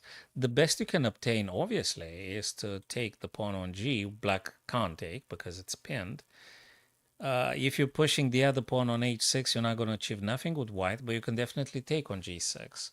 When you take on G6, black takes with the pawn. Sure. You open up the H file, and then you need to play some king to F, and then get the battery here, which spells disaster in terms of a checkmate. Now, that makes a lot of sense, Yash. That makes a lot of sense. It's a very valid plan. I like it. Congrats for spotting it. Yeah, congrats for noticing. Totally playable idea. I would agree. I would totally agree with you. Very, very playable idea. Opening the H, making a battery with the rooks, and threatening rook h8 checkmate, given the fact that the black king is completely paralyzed on dark squares. And, you know, you're just going to play bishop to e7 and nothing's going to budge that pawn and bishop structure. I agree. And thanks for your idea. That's actually that makes a lot of sense. Big time sense. So black had double up the rooks. Well, you can't move them as of now. But anyway, what do you play? I think you can play this and attack the rook, force them back on d7 on the 7th rank. How do you actually... Okay, that's an interesting and instructive, as per all the games. All the games are instructive. It doesn't matter what happens. It's a great deal for learning. Great deal for learning. So knight e3 might be happening. Knight e3, of course. White's play. Why not? As long as you keep the knight on c4, there is no check on the 7th rank. So you can play knight e3 and attack the rook. But after rook goes on to d7, what do you do next? Hi there, Step. Good to see you, man. How's it going? Yeah. Just enjoying these games for the time being.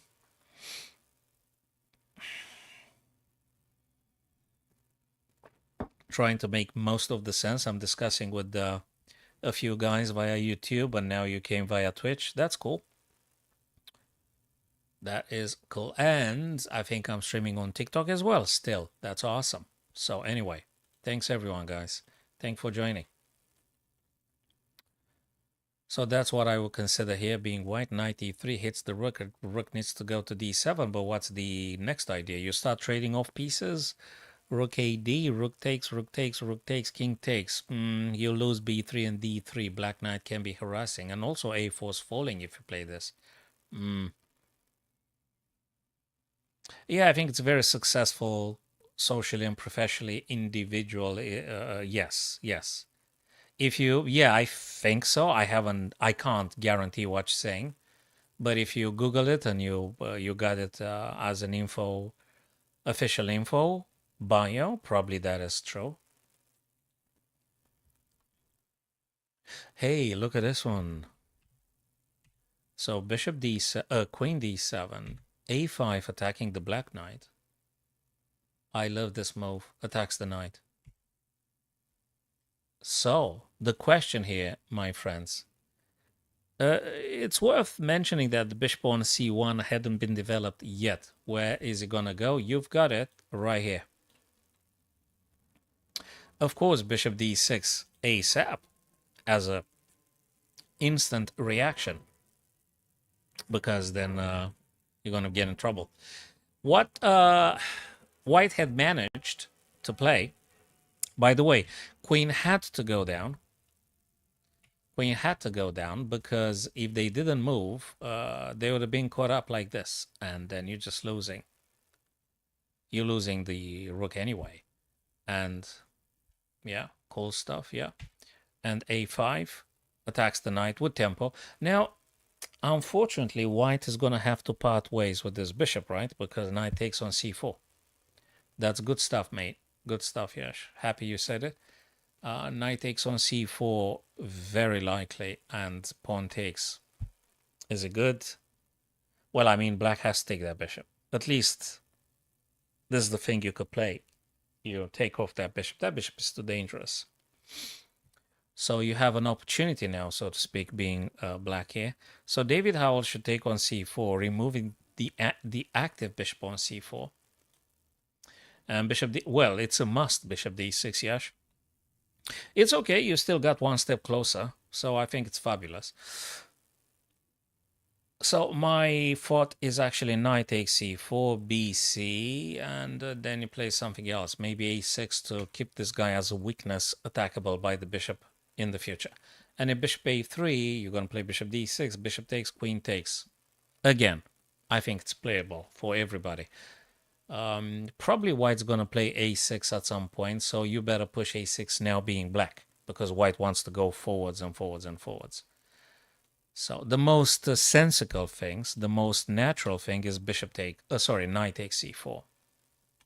That's the most natural thing. And exactly as we had anticipated, my friends, f6, this thing, bishop e7 right now. Bishop e7 right now. The question is, Yash and Step and Dave, if you guys still there, if black should take on c3. You take on c3 or not? Or you pushing this guy? It's a few questions. Knight c3, c4, knight takes c3, or you push the pawn. Which one is it? Which one is it? I think you could push c4 though. Taking on c3 also a reasonable idea. You know, then you do a check. King has to move. There you go. There you go. There you go. Quite cool.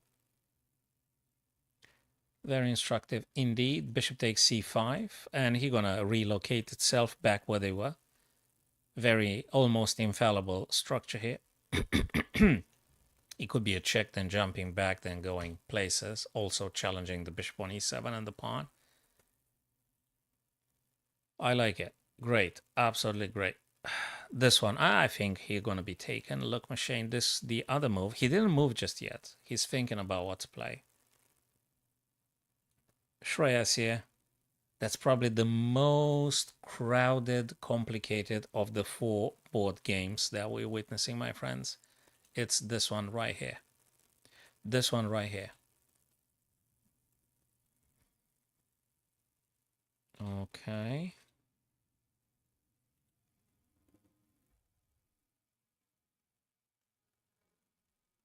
Many things about to happen. I like this endgame. Well, apologies. It's still a middle game, though. It's not endgame just yet. It's still a middle game.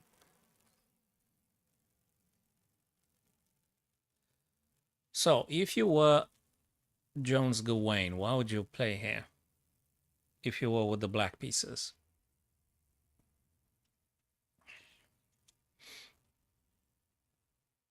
I think you could do a check, but the question is, don't you helping your opponent to actually moving the king more centrally? He found an interesting idea, which is h5, which I think addresses another problem we raised earlier. It puts a stop for now to the h4, h5 advancement. Oh, is it? Oh, man, there's too much good chess happening everywhere. Alireza Grishchuk speed chess. Oh, I'd love to see that one too. Yeah, maybe we should be alternating. Although I haven't advertised it like this, but definitely it's worth having a look at. They're all fabulous, fabulous, fabulous games. All of them. Absolute fabulous games. Okay, hold on a second.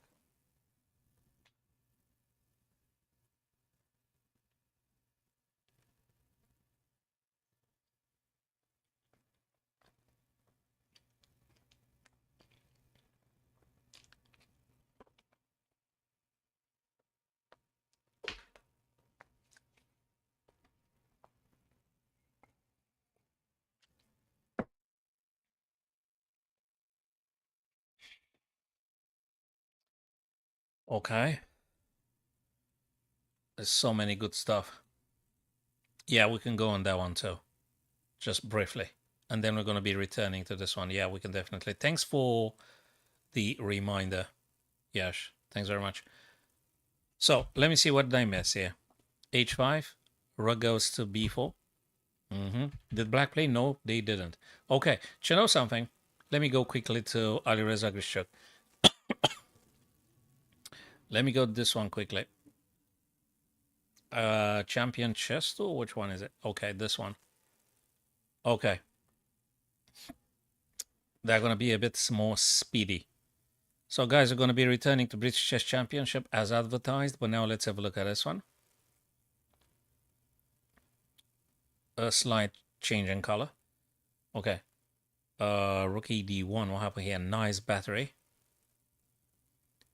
Oh, threatening checkmate. Yes, look at this one, brother. Rook D2 to D8. Rook takes. You blocking, takes, rook, checkmate. Oh my days. Of course, you could take back with a queen. Still the same result.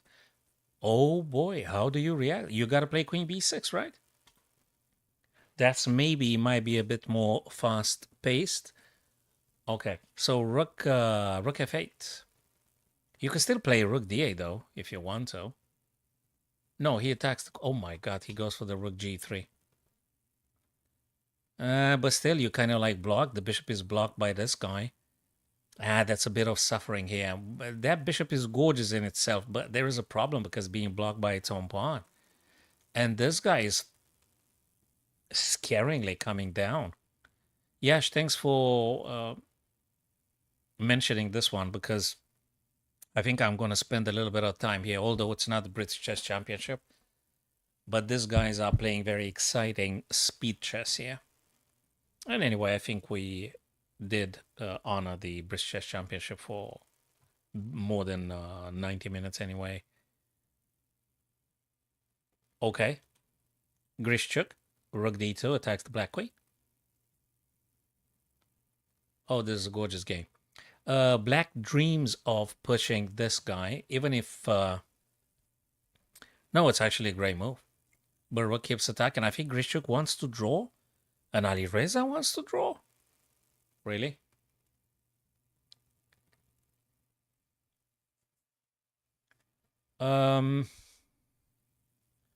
This move would be super cool because it doesn't allow any rook g3 happening and attacking the king. Okay. Alireza needs to choose differently if you don't want to draw.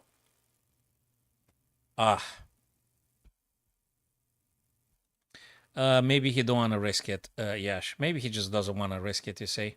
He doesn't want to risk it. Just too much. Do you know what I mean? It's just too much.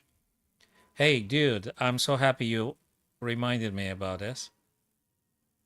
Hey, where's the next one? They got to be playing in a few sec, right? I hope. Only active games. Come on, people. Don't they just start straight away? Where's the games? Okay, we're going to go back to British Chess Championship because these guys haven't played immediately. Let me refresh the page just in any case. No. I think they take a break or something. Okay, that's all right. Let's go events.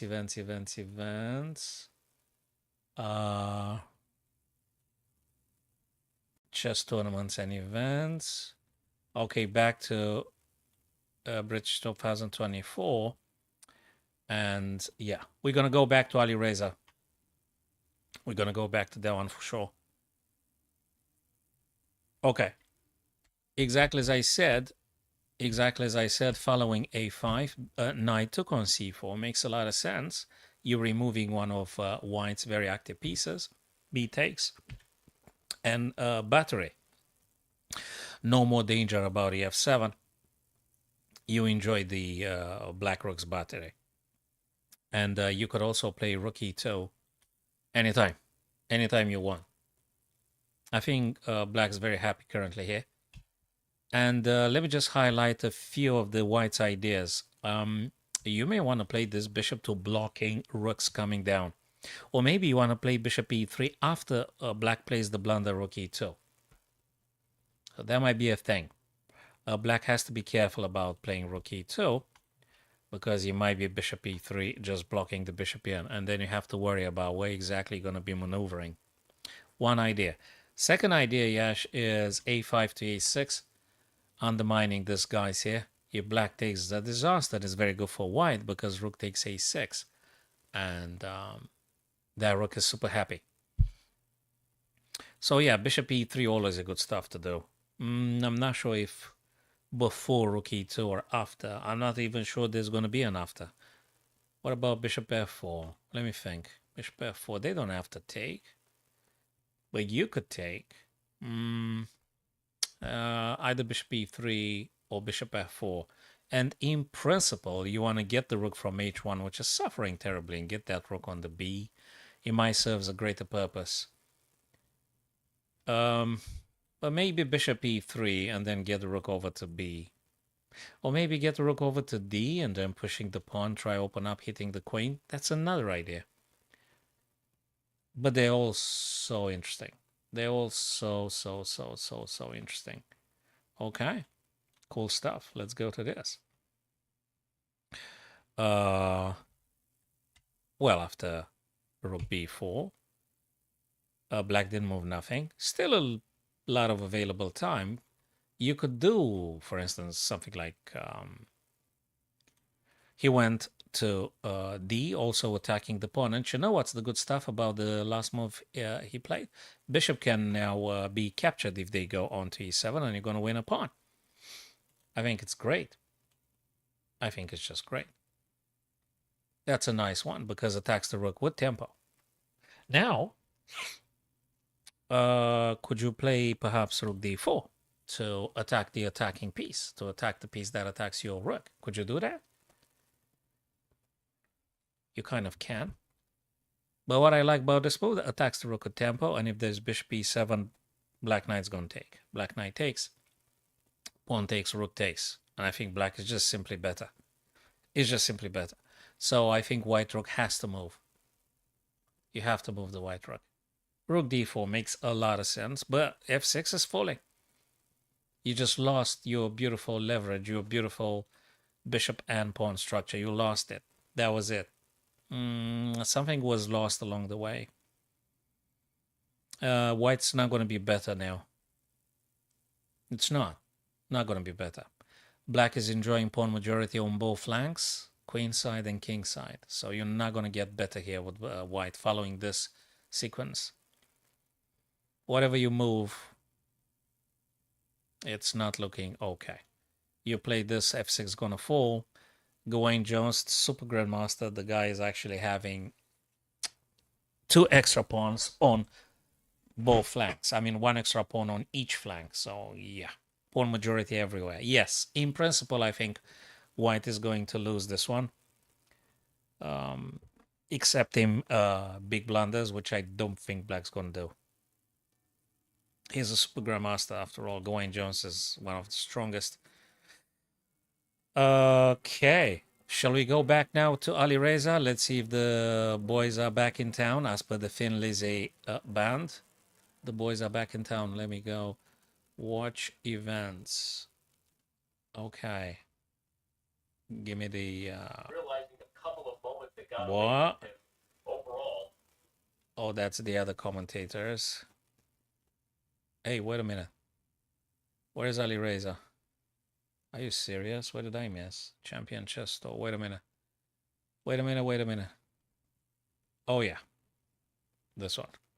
Speed Chess Championship. Ali Reza. Ah, there you go. Have they started? E4. Fabulous. Right on time. Look at this one, Yash. Boy, they are playing the Blitz today. Hey, Ray Lopez, Berlin. Queen straight it off. Do they want to draw? Oh, come on. Just playing the Berlin now. Okay. Bishop going to develop. B2, I was just about to say. Rook attacks, but the king goes nicely here. But not now because you lose the bishop. You lose the bishop. But bishop can play c6, I guess.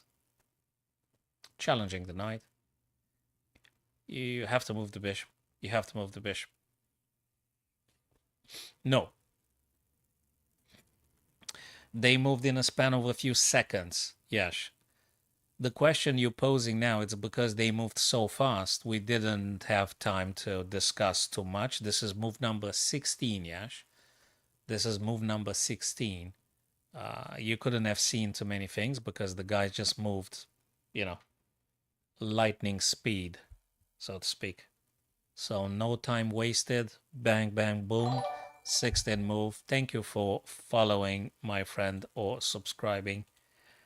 Thank you very much, Mendoza. Yeah, appreciate. Yeah, it's going fine. We're doing chess here. Of course. Yeah, this is one particular line that happens very often in the Berlin. I'm not sure about this particular moment with e6 and stuff, but the first 10, 13 moves, it's what normally happens in the Berlin. The queens are being traded. The likelihood to draw is great. But now the things are slightly different because the e6 is a loner and potentially could be attackable by rook on the e. So, Alan Mendoza, if you came for chess, it's awesome. If you want to sell digital products, we're not going to buy them today. So, just to make it clear to saving everybody's time. Rook a2 attacks the bishop now. And if you move the bishop, by the way, it's worth noting that the rook will be taken again. So, unfortunately for Alireza, and fortunately for Grishchuk, he got to go rook b1. Given up on the beautiful D column. So rook b1 is a little bit necessary now. If you guys think there is another, it could be knight. Okay, he attacks the rook. And he attacks with tempo. Yes, there might have been another one, but you need to take into account b5 ideas, Yash. So he attacked the rook with tempo. Rook now checks. This guy is a beast. He actually saw that he can play the other rook to defend b1 if necessary. Anyway, he is just killing it. Bishop hits this guy, and I guess rook want to go to d7, pressurizing the c7 square. So that definitely a very interesting choice here. It's just great. I love it. And after rook plays, of course, you could do the. I mean, you have to calculate a little bit of tactics here. Knight e6 could be played, and the pawn is pinned.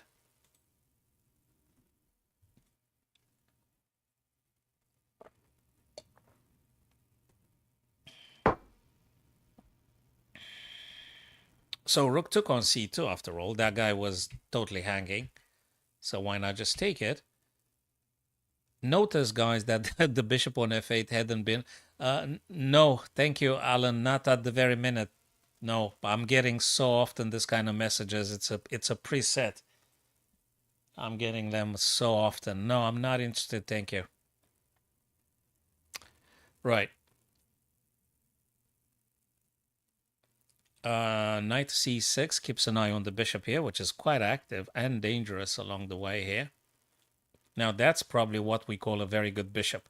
And that is, yeah, the bishop. Yeah, good day to you too, Alan. And the bishop on f8 is a bad bishop. And now knight, oh my god, that was a check, so you couldn't have done otherwise. Now this is a pinned bishop. Now this is a pinned bishop. What's not to like about this? Probably rook d and then rook d7, rook d1, rook d7. Yeah. Now look at this unexpected stuff. Look at this crazy stuff. He gave up on the rook, moving, forcing the white rook on a passive stuff. And now Alireza actually plays, Grishchuk plays with a bishop and rook versus two white rooks. This is just fabulous. Probably we're gonna see bishop to d4 shortly enough. He first cleans this stuff, exactly as I said, bishop d4, f4, going quickly. We might see like a billion checks coming on the second rank now with rook b2 and stuff. Oh, this is fabulous. This is just fabulous. It's a pawn race, ladies and gents. It's just a pawn race, guys. As you could see, white tries to push us through with his pawn majority, hoping that one pawn would be a passed pawn for promoting, and black tries to do exactly similarly, pushing these guys on the B and C respectively. This is just fabulous. Beautiful. And given the fact that they actually playing blitz, it's incredibly difficult to make a prediction at this stage. And also, if you throw in the human factor, that makes it even more difficult to assess this one objectively now. Who's going to move fast? What's the plan? It's just that the pawns have to be pushed. It's a pawn race, what we call a pawn race. Now, if black does something like c4, you could expect some rook to e4, and then you're going to drop either bishop or pawn. That is why Grishchuk paused it, the pawn's advancement for the time being. He paused it. It's not that easy. As I just said now, Yash, if you do c4, rook e4 happens. I'm still having a rook guarding the first rank, so to speak. And if you do c4, I'm going to play rook to e. So it's not that easy. And of course, do not forget, Yash, that these guys are playing bullet chess now. Don't forget that. Don't forget that. They do bullet. I don't think with 2 minutes 55, Ali Reza now is just going to resign in the position. I fully understand what you're saying. The bishop is strong, but you need to do a little bit of arrangement. Black king can't move because the rook on the 6th rank cuts it off completely. You've got to play something like this if you want to shield the king and make the king more active going towards the two connected black pawns on c5 and b4. So it's not that done yet. There is some work to be done here. And now I'm watching with a little bit concern for Grishchuk his time. Rook b2 checks. I guess he wants to play rook c, or it's not clear. It's just not clear. That might be a deterrent to not allowing white to play the battery because of this kind of idea. So could be. 13 seconds. It's very, very, very concerning for black here. Look at this. He pushed. And rook e4, exactly as I said. That was not an easy calculating idea. It was just not. And the other guys are coming. I mean, it's just a crazy pawn race. It's a crazy pawn race. Mind you, 6 seconds for Grishchuk. I mean, that's just not easy. There you go. You tell me what you want, but that's just not easy. Could be a check, for instance. Placing the queen, the rook, God knows where. Okay, queen is coming. That is true. Yeah. Probably black is going to be successful in pushing with promotion. Grishchuk is on 4 seconds. Alireza has 2 minutes 25. Yeah, sure. It's fabulous. Beautiful. I love it. Absolutely love it. It's a bit more... Yeah, rook b5. It's exactly what I actually put on the screen myself. Let me put some blue paint here. Yes, rook b5. Yes, absolutely. Rook b5. Rook b5, check and keep an eye on the b. But after king attacks you, yeah, you gotta have to... Yeah, that's what it is. I mean, it's mad. It's just mad. Sorry, it's just mad. This is... Oh my god. King's gonna go and attack the rook itself. What? You're gonna draw? You're gonna draw here? Or you're gonna get a queen? Why doesn't he play king e3? The other guy has 2 seconds on the clock. This is madness. Okay. Now I think it's the right time to inquire with the software if white can hope to king e3 or something. No. I think that might be just losing, right? Let me just play it for the sake of... No, okay. What do you do here? Can you approach... You're actually bloody losing. King e2 loses to rook g3. Oh my god. Oh my god, this is just fabulous. And the guy did see it in a couple of seconds. This is fabulous. You can't touch this guy with the rook. If you promote rook's gonna take, and queen. These guys are absolutely beasts. Absolutely amazing. Absolutely amazing. Splendid. Still doing the 5 minutes blitz set format. Absolutely splendid. And again, great deal to learn. It's just great. It's just great. 2.5 points each. Nimzo Indian, as we can see on the screen, all of us. Black turn to play. You need to develop stuff, right? You're going to play c6 or knight c6? Knight c6, of course. Queen c3 immediately. Probably e3. Yeah, and then you can play some bishop. Rook e, always get the rook on the e file.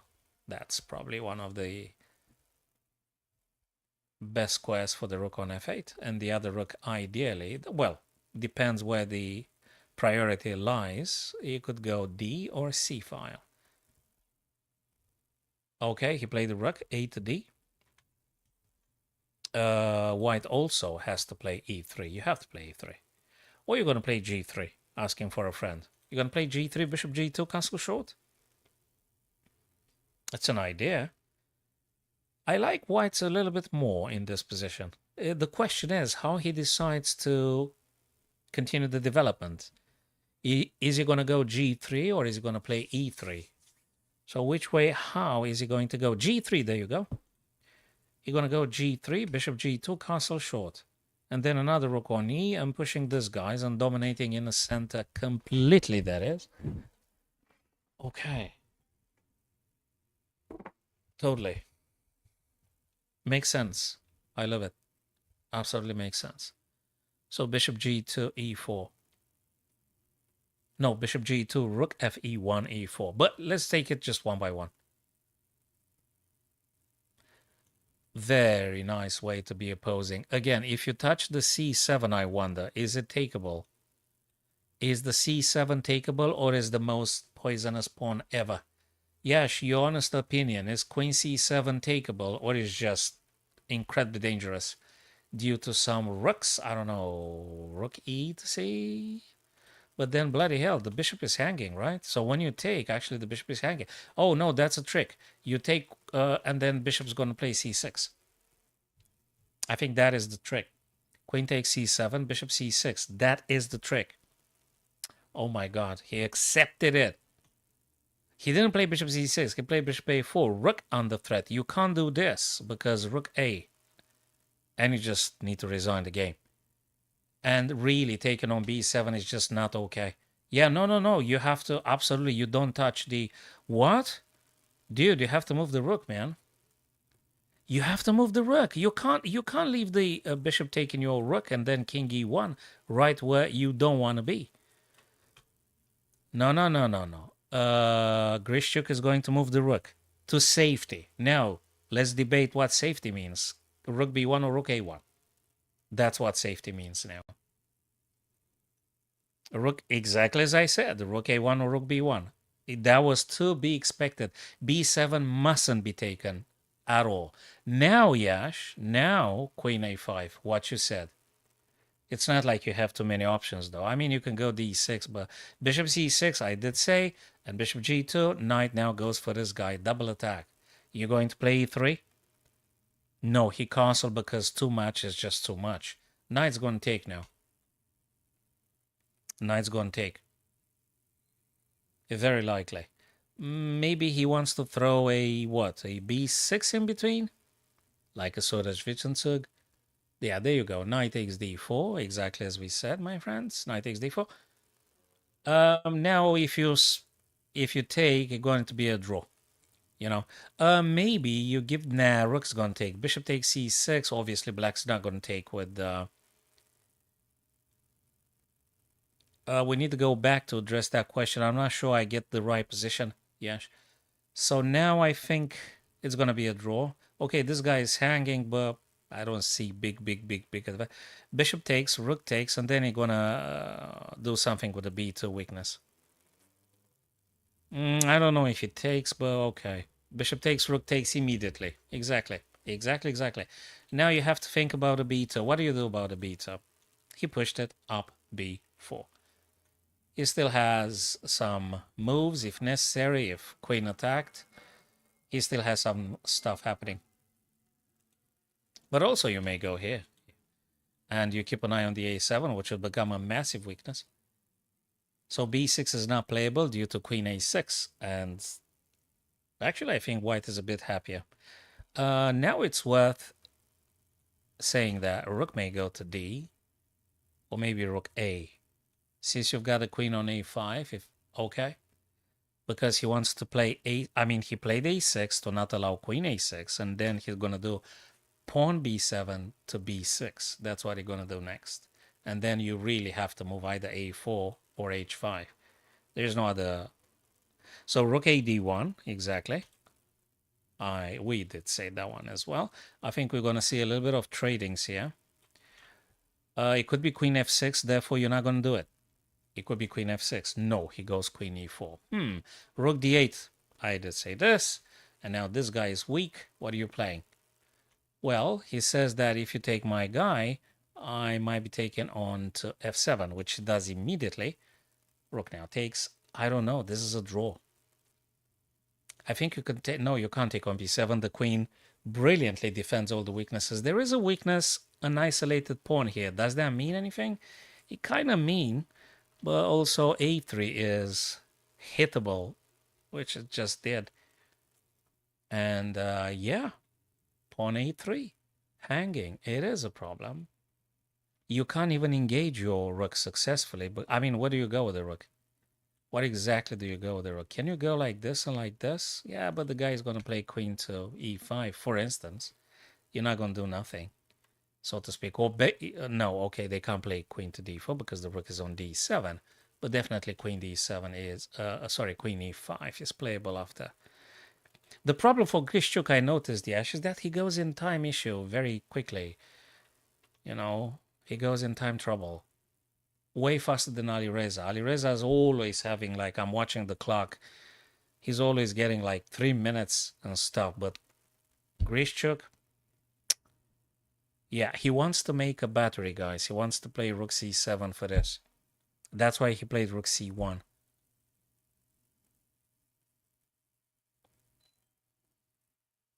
Oh, I think someone at the door. Is she opening? Oh, cool.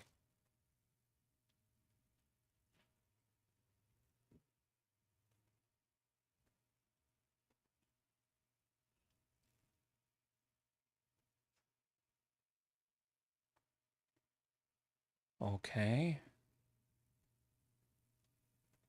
Okay, let me check the door. I'll be back in a sec. Let me just check the door. What's going on there?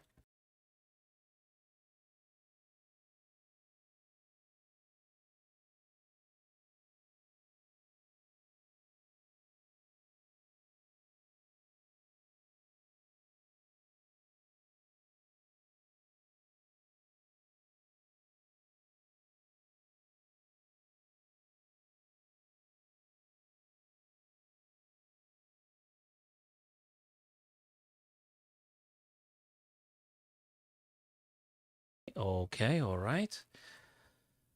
Okay. Oh, Alireza won. Okay. All right. Oh, okay. Guys, we're going to have to call it a day now. We haven't got very many viewers for the time being. So, Yash, I do want to thank you personally, my friend. I greatly appreciate your presence. And Dave was at some point. Dave, who did I miss? Dave Joyce, thank you, my friend. Mosen at some point, and Creo at another point of time. So we'll take a break for the time being, guys, and I'll be back. Of course, check my latest YouTube videos. Thank you very much, my TikTok friends, and check my YouTube channel definitely. Thank you, guys, and see you next time.